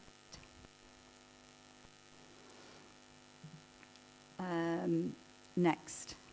And I will keep this as my last slide. Because actually, in the spirit of inclusivity, I do want to thank you very much for all the support you're giving to your female colleagues, especially to encourage them to join editorial teams, to become reviewers of journals. But there's also a role for you here too, because we have about 40% of our submissions to 40% of submissions from the Global South. We only accept 20% of the papers. And I do think this is a lot to do with the fact that we don't have those networks, we don't have that reviewer base in the Global South that we need. So please do take time this summit, if you see me, to come and talk to me. I do want to find those 10 editors. I do want to try and bring in more of the content. But I also want to listen to you all so that you can tell me what you need from us, from publishers. So please do try and interact with me here, but link in with... Please may I ask all the panelists to come to the front and take the seats. Thank you very much, Deborah, for that presentation. What stood out for me was the connection between what you spoke about and what Dr.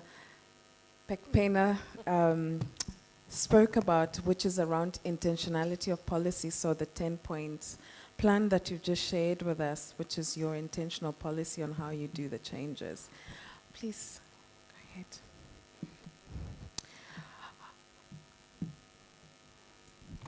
So I have the questions that I asked. So the first one for you would be around intention around rural communities and the intersectionalities that you've just shared in your presentation, what your company is doing about that. And then for you, around young scientists and climate change, that mix. Thank you.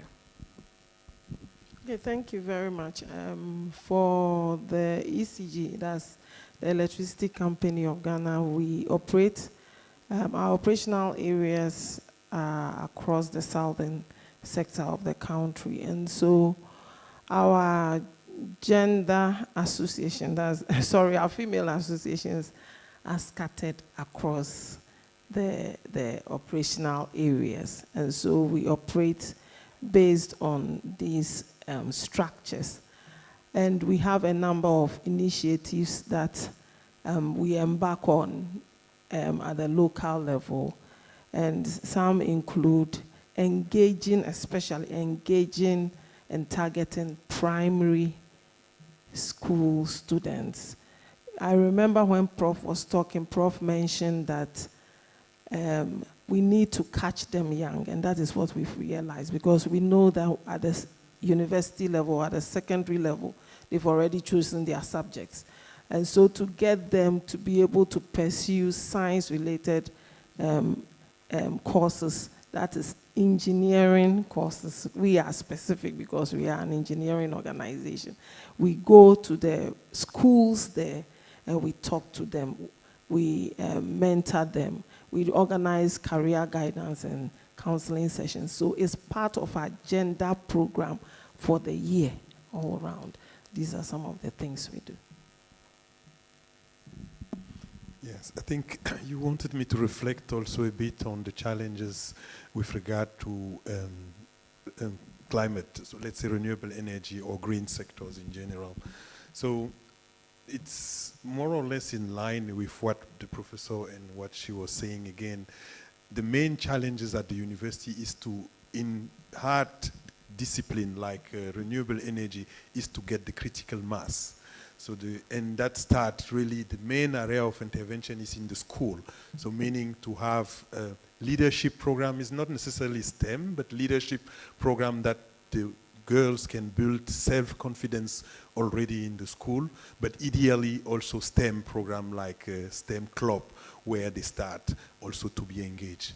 And I think also at home, there's a lot to be done in terms of strengthening the self-confidence of the woman in the education of the daughter and the youth, just to let them know that there is no specific discipline which has geared toward a woman and other geared toward men.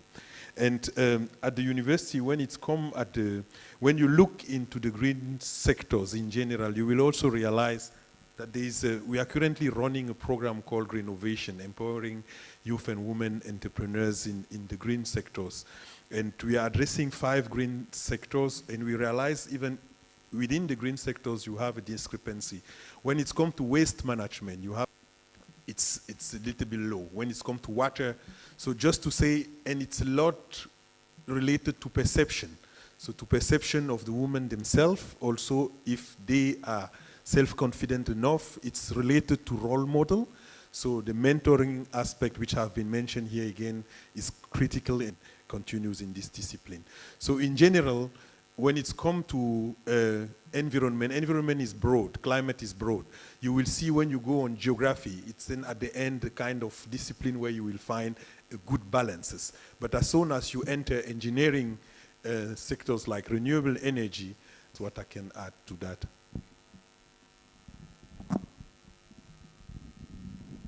Colleagues, do we have one burning question for any of the panelists? Thank you. So, Deborah, you spoke a bit about the importance of bringing early career researchers into the editorial boards. Dr. Tambo spoke a lot about the administrative burden that young scientists and early career researchers are facing. And part of this administrative burdens are because they are being asked to serve on all kinds of committees and boards. I have a somewhat harder question for you, which is what Elsevier is doing to relieve this burden internally so that when you attract them, you are not adding into this burden for young scientists. Thank you. Thank you, Dorothy. Yeah, this is indeed the tricky question.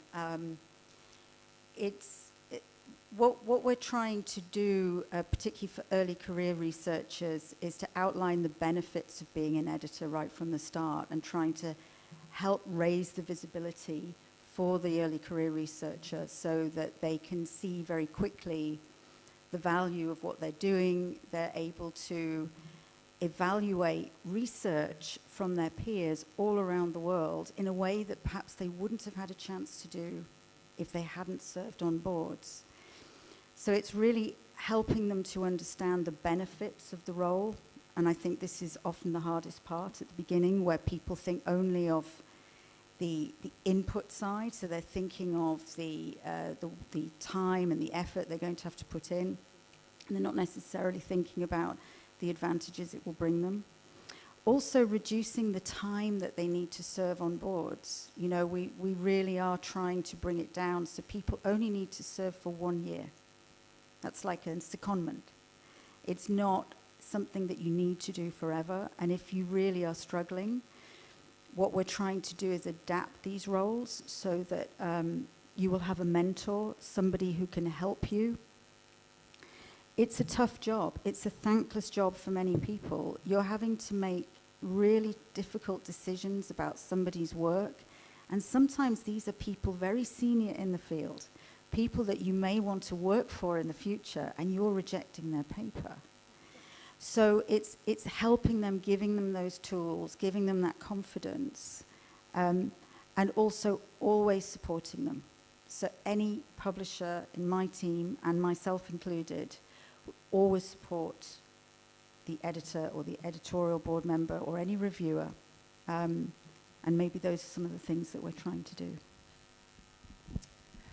Dr. Pekpena, Dr. Tambo, Ms. Logan, I want to thank you very much for providing us with not just the challenges, but examples of how policies are being changed, that number one.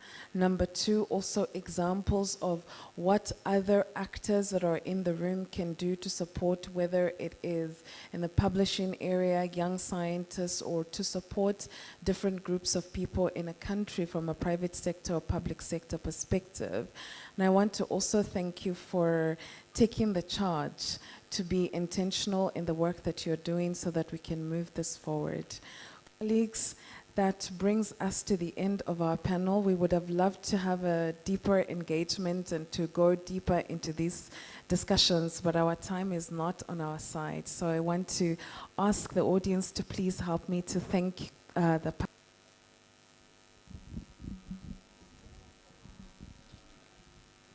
Please take a quick picture and then.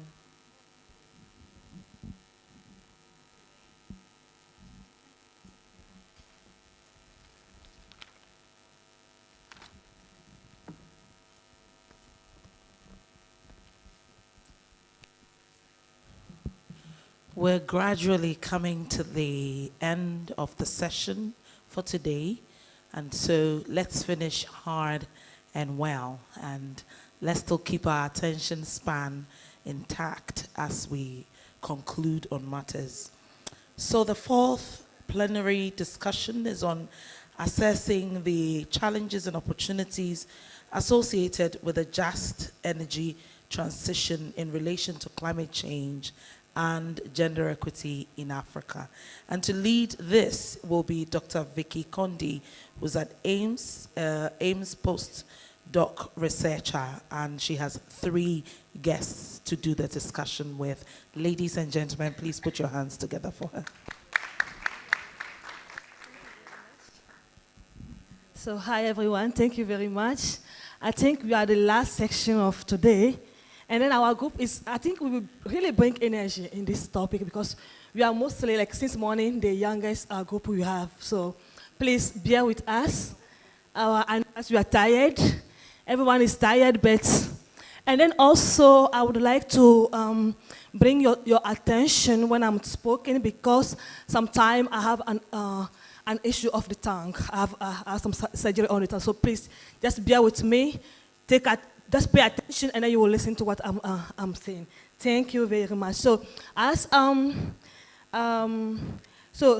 here we are today to speak. Yeah. So I was saying that we are here to address the issue of the challenges that we can have, and then the opportunity associated with the just energy transition in relationship to climate change and gender equity in Africa. So I think when I was being introducing, so she did mention that I'm AIMS postdoc in climate science, and I also play a role as energy, climate, environmental management senior expert, technical assistance with European Union and the German Development Agency.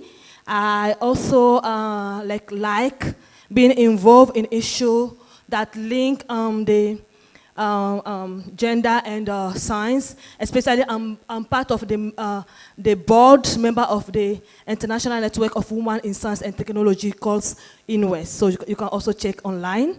And so that's it. So I'm really honored to be here, to be part of this discussion section, and then to be moderating the session. So our first speaker here, her name is Dr. Stella. And Dr. Stella, please, if you do not mind, can you come? Yeah, thank you. So Dr. Stella is a climate adaptation specialist with over 7 years experience in integrating gender perspective into agriculture, energy, climate change research, as well as development, African Climate Development Initiative based in Cape Town in South Africa. And Dr. Stella also, she works on many issues, and then she also had a PhD in Massachusetts in Switzerland. So I will also call our second speaker. I know we are in the just energy transition, and we have a man, between us, a young man who's doing very good. So I will call Emmanuel. Emmanuel, please, you're welcome. Thank you. So Emmanuel is, Emmanuel is a sustainability consultant and a passionate advocate for driving positive change in Africa. And he also had, he win many international recognizing prizes with the World Bank, the German Agency for Economic Business Development, and Dutch. And then he is also here in Ghana, so he's a Ghanaian. And then Stella is coming from South Africa. So we are really like a Pan-African team. And then we have our last speaker, who's Khadija Simboro. Yeah, she's very young, a way of saying. And I think our panel session is that's why you really have to be here, to be patient with us. Please, don't look at your time, please. Okay, thank you. So Khadija Simboro, she's energy expert with 8 years. And she also worked in project bringing into consideration the off-grid energy market. Khadija worked as a senior energy advisor for the West Africa in Burkina Faso. So I will not talk too much. I will let them come and maybe share with us.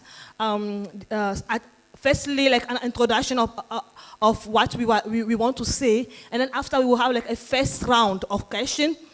a very brief.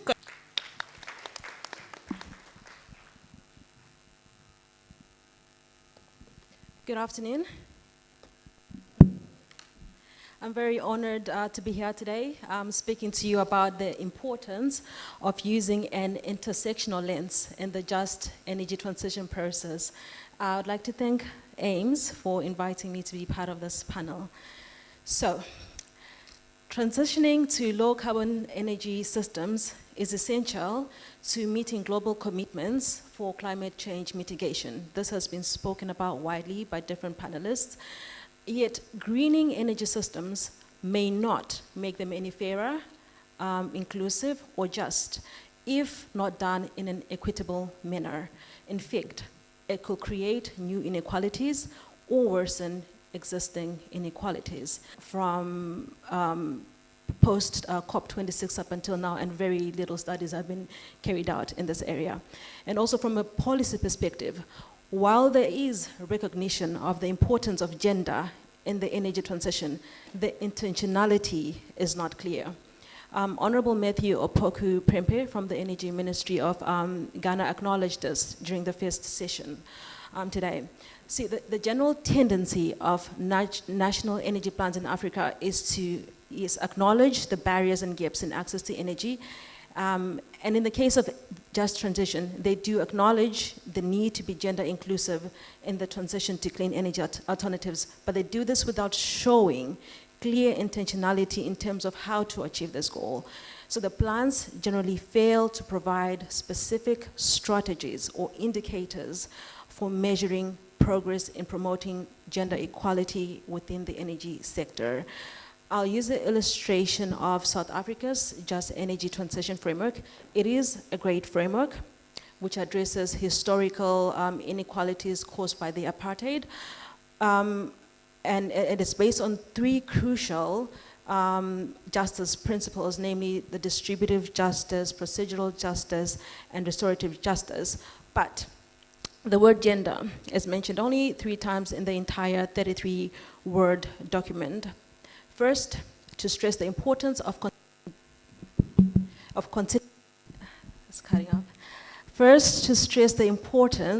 considering the gender dimension, and we'll get a more efficient one. Yeah, I think this one is working. Thank you. So the second time the word gender appears is under distributive justice, to highlight how the risks and opportunities resulting from the transition must be distributed fairly, cognizant of gender, race, and class inequalities. And third, to acknowledge the gender pay gap in farming, where most poor women's jobs are concentrated. On the other hand, the word woman is mentioned 16 times, mostly grouping women under vulnerable groups, which shows that gender is approached mainly from a womanistic point of view and from a rather generic standpoint, which coal is a male-dominated industry, and so more men than women will be affected by job losses due to coal mine closures. But what about the other men who are affected by coal mining closure, whose vulnerabilities can be understood by interrogating other markers of social difference, such as the moderator from the first session, she did interrogate the Ghanaians' own energy plan. So I'm here to emphasize the use of intersectionality as a conceptual framework for incorporating gender in the just energy transition. I know some speakers have already spoken about intersectionality, so I will not go that much into details. But I am of the view that it is too simplistic to just group women under the blanket of vulnerable people without looking deeper at the overlapping layers of social categorization which widen inequalities by creating different gradations of vulnerabilities when gender intersects with other markers of social difference. So I like to use this illustration to demonstrate how individuals have multiple dimensions of identity and experience. Okay, so we are sexed bodies, right, based on biological difference. And we can also add the biological conceptualization of race, which is contested, but we are also gendered beings, yes, based on our socially ascribed roles, and then we have class differences based on different power dynamics, and then there's the question of space. So our circumstances within these spaces are both locational, so based on situational, could be economical, environmental, political, historical aspects. So these are all things we need to factor in to truly know what the impact of the energy transition will look like for the different men and women. I think it was Honorable Kathleen Flynn Dapa from the High Commission of Canada in Ghana who made similar remarks.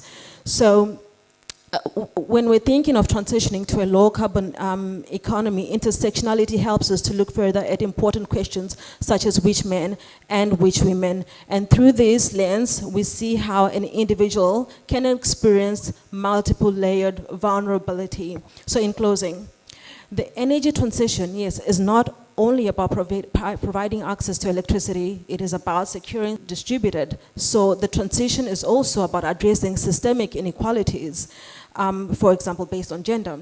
So gender intentionality is crucial, and this refers to a deliberate and focused effort to address gender disparities and explore different equity dimensions. And so lastly, while recognizing the importance of gender inclusiveness as a step in the right direction, it is crucial to have concrete actions and measurable targets to effectively address gender inequalities in the energy sectors within our national.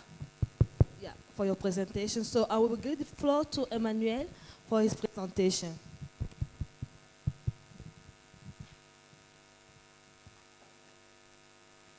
Hi, for me I'll be using the presentation which will be displayed on the screen. But for me, what I'll be mostly talking about is today we are talking about gender equality in the energy transition.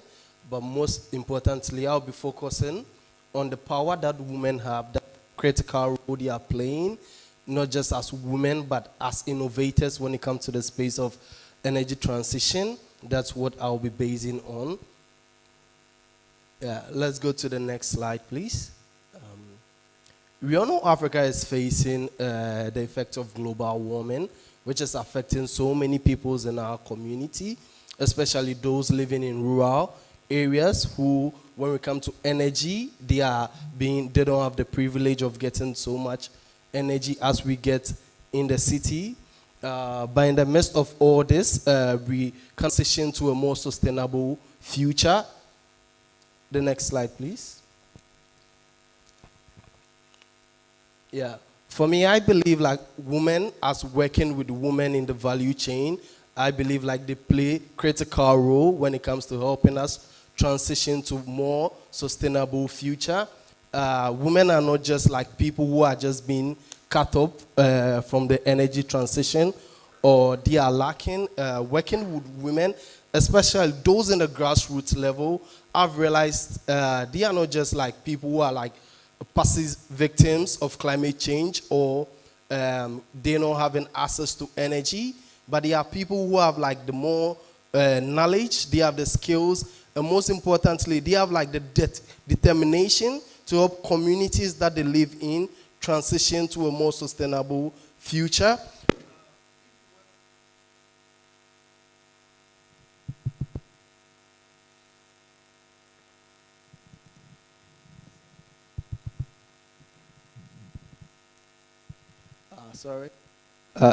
Working with this woman, I've realized one thing which is most important. When you come to various communities, especially in the rural setting, and when it comes to women in communities, in the community, who to talk to, where to go, where not to go, they have like the deep connection in this community, and they have like immense knowledge of their surrounding, what is happening. They are like the first users when it comes to energy, when doing things which directly affect us living in the community. So I believe that with the immense knowledge they are having, with the immense skill sets that they are having, if we work with them, not in isolation, we can get the knowledge needed. Because most of the times we are like, we the scientists, we the innovators, we the educated ones, we forget those in the grassroots level. We bring out solutions, we bring out ideas. We feel like this is going to work in this various community. We are sending this innovation. But most of the time, after sending the innovations there, we realize it's wrong. But when we start working and not ignoring, opening my eyes, they've given me a lot of insight, a lot of knowledge. If you work with them, you are going to get what really is happening in their community, what indigenous solutions they are doing that is propelling their community, which we can work and improve on and bring about solutions that really is geared towards the need of their community. Next slide. So with all this thing, what am I touching on? What I'm touching on is we need to collaborate with them. We need to have like innovation coming out from the grassroots level. These women work with people on the ground. They are like the first victims when it comes to being cut off from the energy.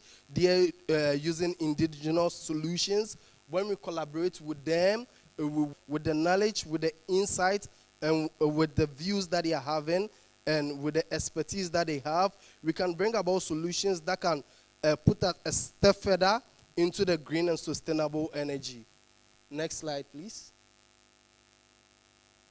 So for us to achieve the energy transition, how then do we do it? When we are having policies and projects for the energy sector, I believe we should work equally with people in the grassroots level. If you are putting together policies, it's not just having people from the university or the academic sector. We should invite people in the grassroots level. The source, they have people who are experiencing it. They will communicate it to us, that we can put it in the policies. After that, when we take their knowledge and their insight, when we are putting together projects, we shouldn't exclude them. We should include them in the projects make on and going on well. Next slide, please. So what's my presentation on? It's more about empowering the women in the energy sector, especially those in the grassroots level. We shouldn't just see women as passive victims, but we should see them as people who have the knowledge set, who have the skills, and who have the determination, because they are the ones experiencing it. They will help us, propel us to a near future where Africa can also boast that we are close to net zero, and those are the people that can help us. Next slide. So this me, I'll end by saying we shouldn't work in isolation. We should work with people from the grassroots level to champion Africa to a sustainable future. Thank you.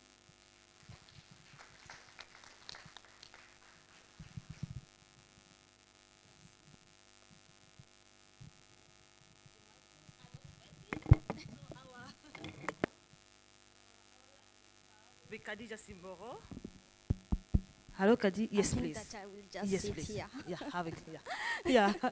Enjoy your seat. So Thank go you. ahead. I have a presentation. Please, can you display Khadija's presentation? Yeah, it's the PPT form.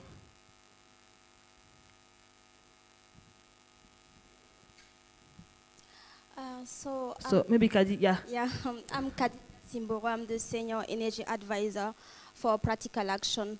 Practical Action is a global organization based in UK with branches in West Africa, in East Africa, and also in Asia and Latin America.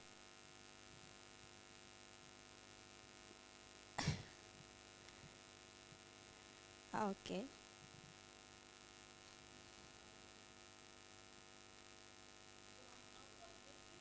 Is there any problem? And the technical issue, so she will be, okay, so now, yeah, it's coming. Okay, vas-y. Merci.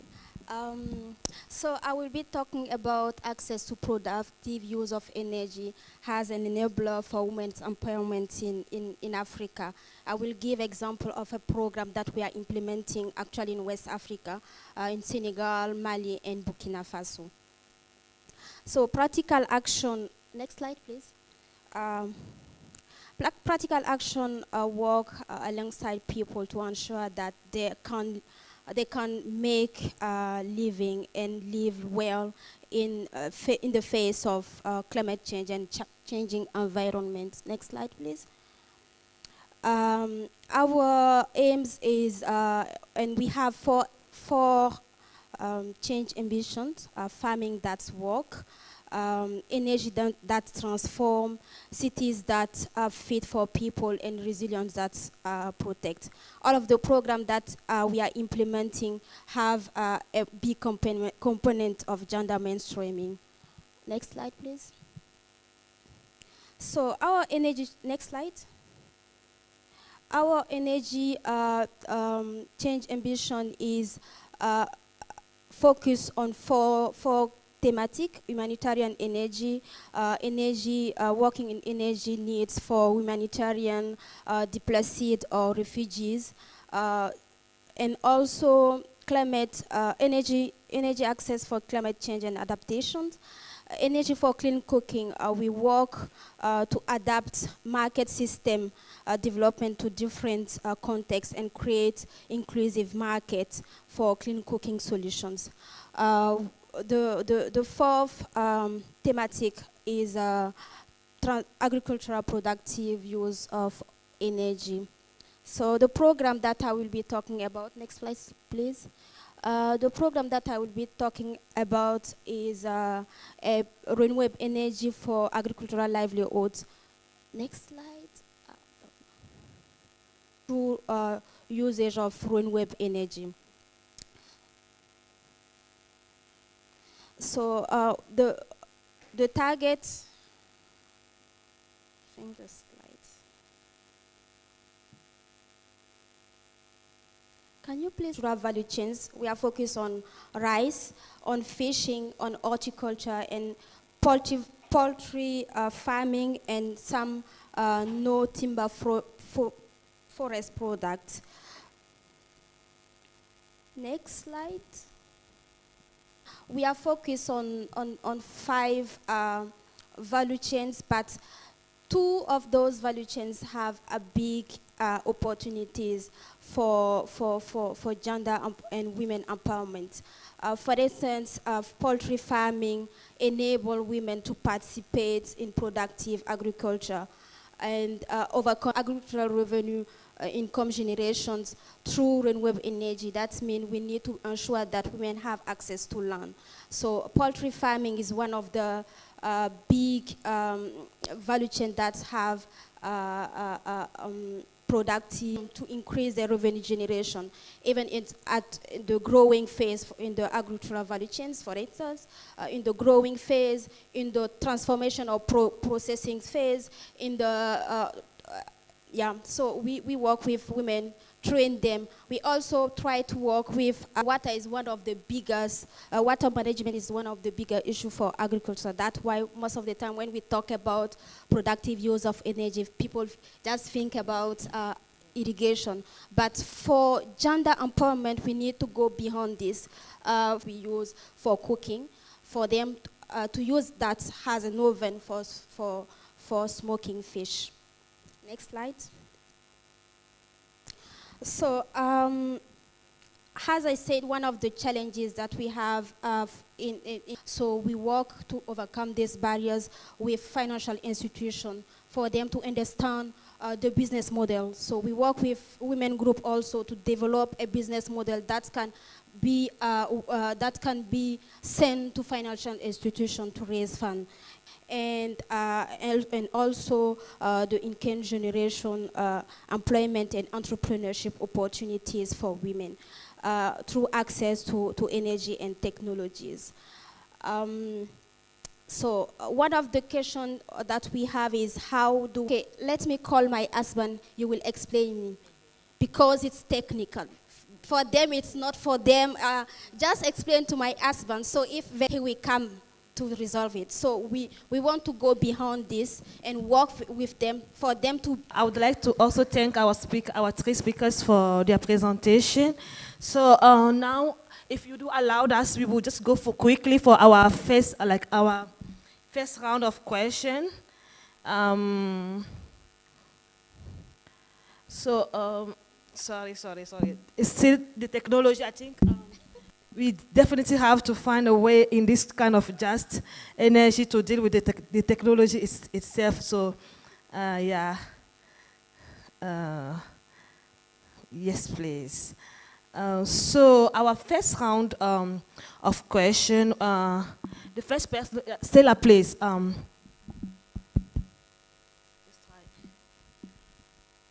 Okay. So, in what way this energy transition inclusivity? How can I mean it? It's like in what inclusive, and what possible obstacle challenges that these men and women face. So we have to get the data right.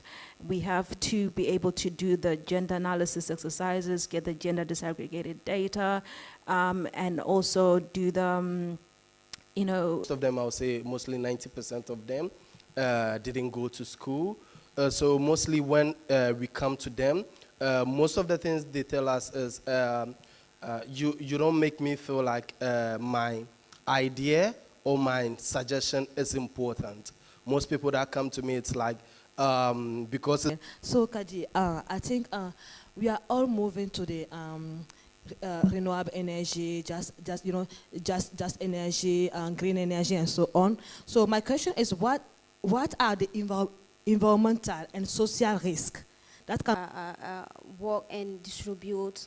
So that means in the country level, we need to develop a good alternative for this waste management. We know that some batteries last for 5 years, so use them for the waste management or not? Yeah, you can use them. I've been working with those in the informal sector and the grassroots level. And if you go, like, it's really interesting to see with the amount of e-waste that is deposited in their environment. I don't know. Can we take maybe 1 or 2 questions for the audience before our second yes, please. We have.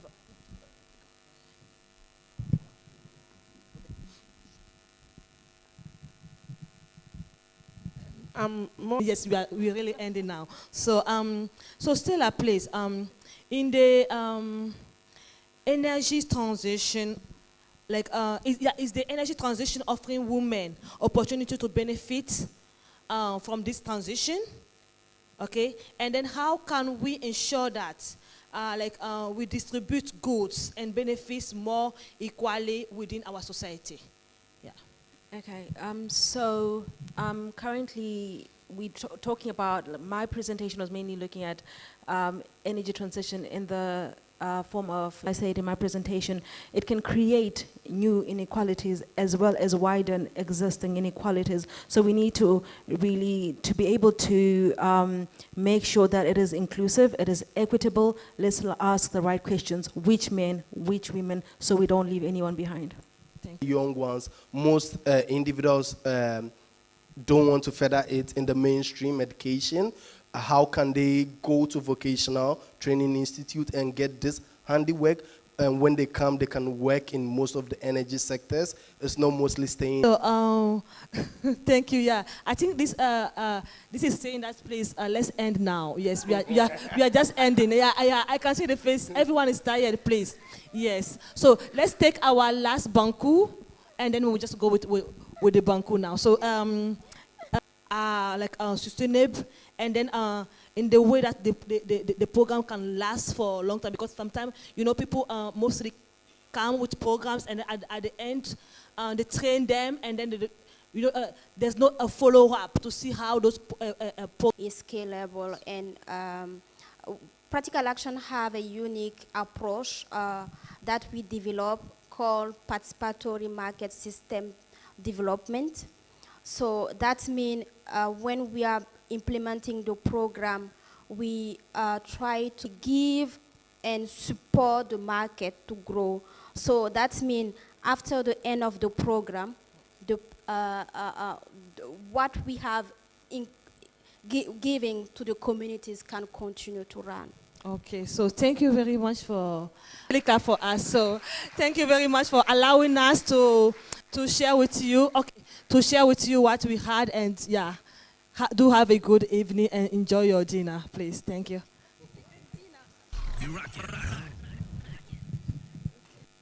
Much for all the patience and staying till this very time. It has been such a great informative day that I'm sure there's a lot to chew on as you go back to your hotels if you're not in Accra or not from Ghana, and as you drive home there's a lot to think about and there's a lot to impact. We'll be here again tomorrow at 9 o'clock, and we sure will close on time. Enjoy the rest of your evening as we meet tomorrow. There is snack outside, so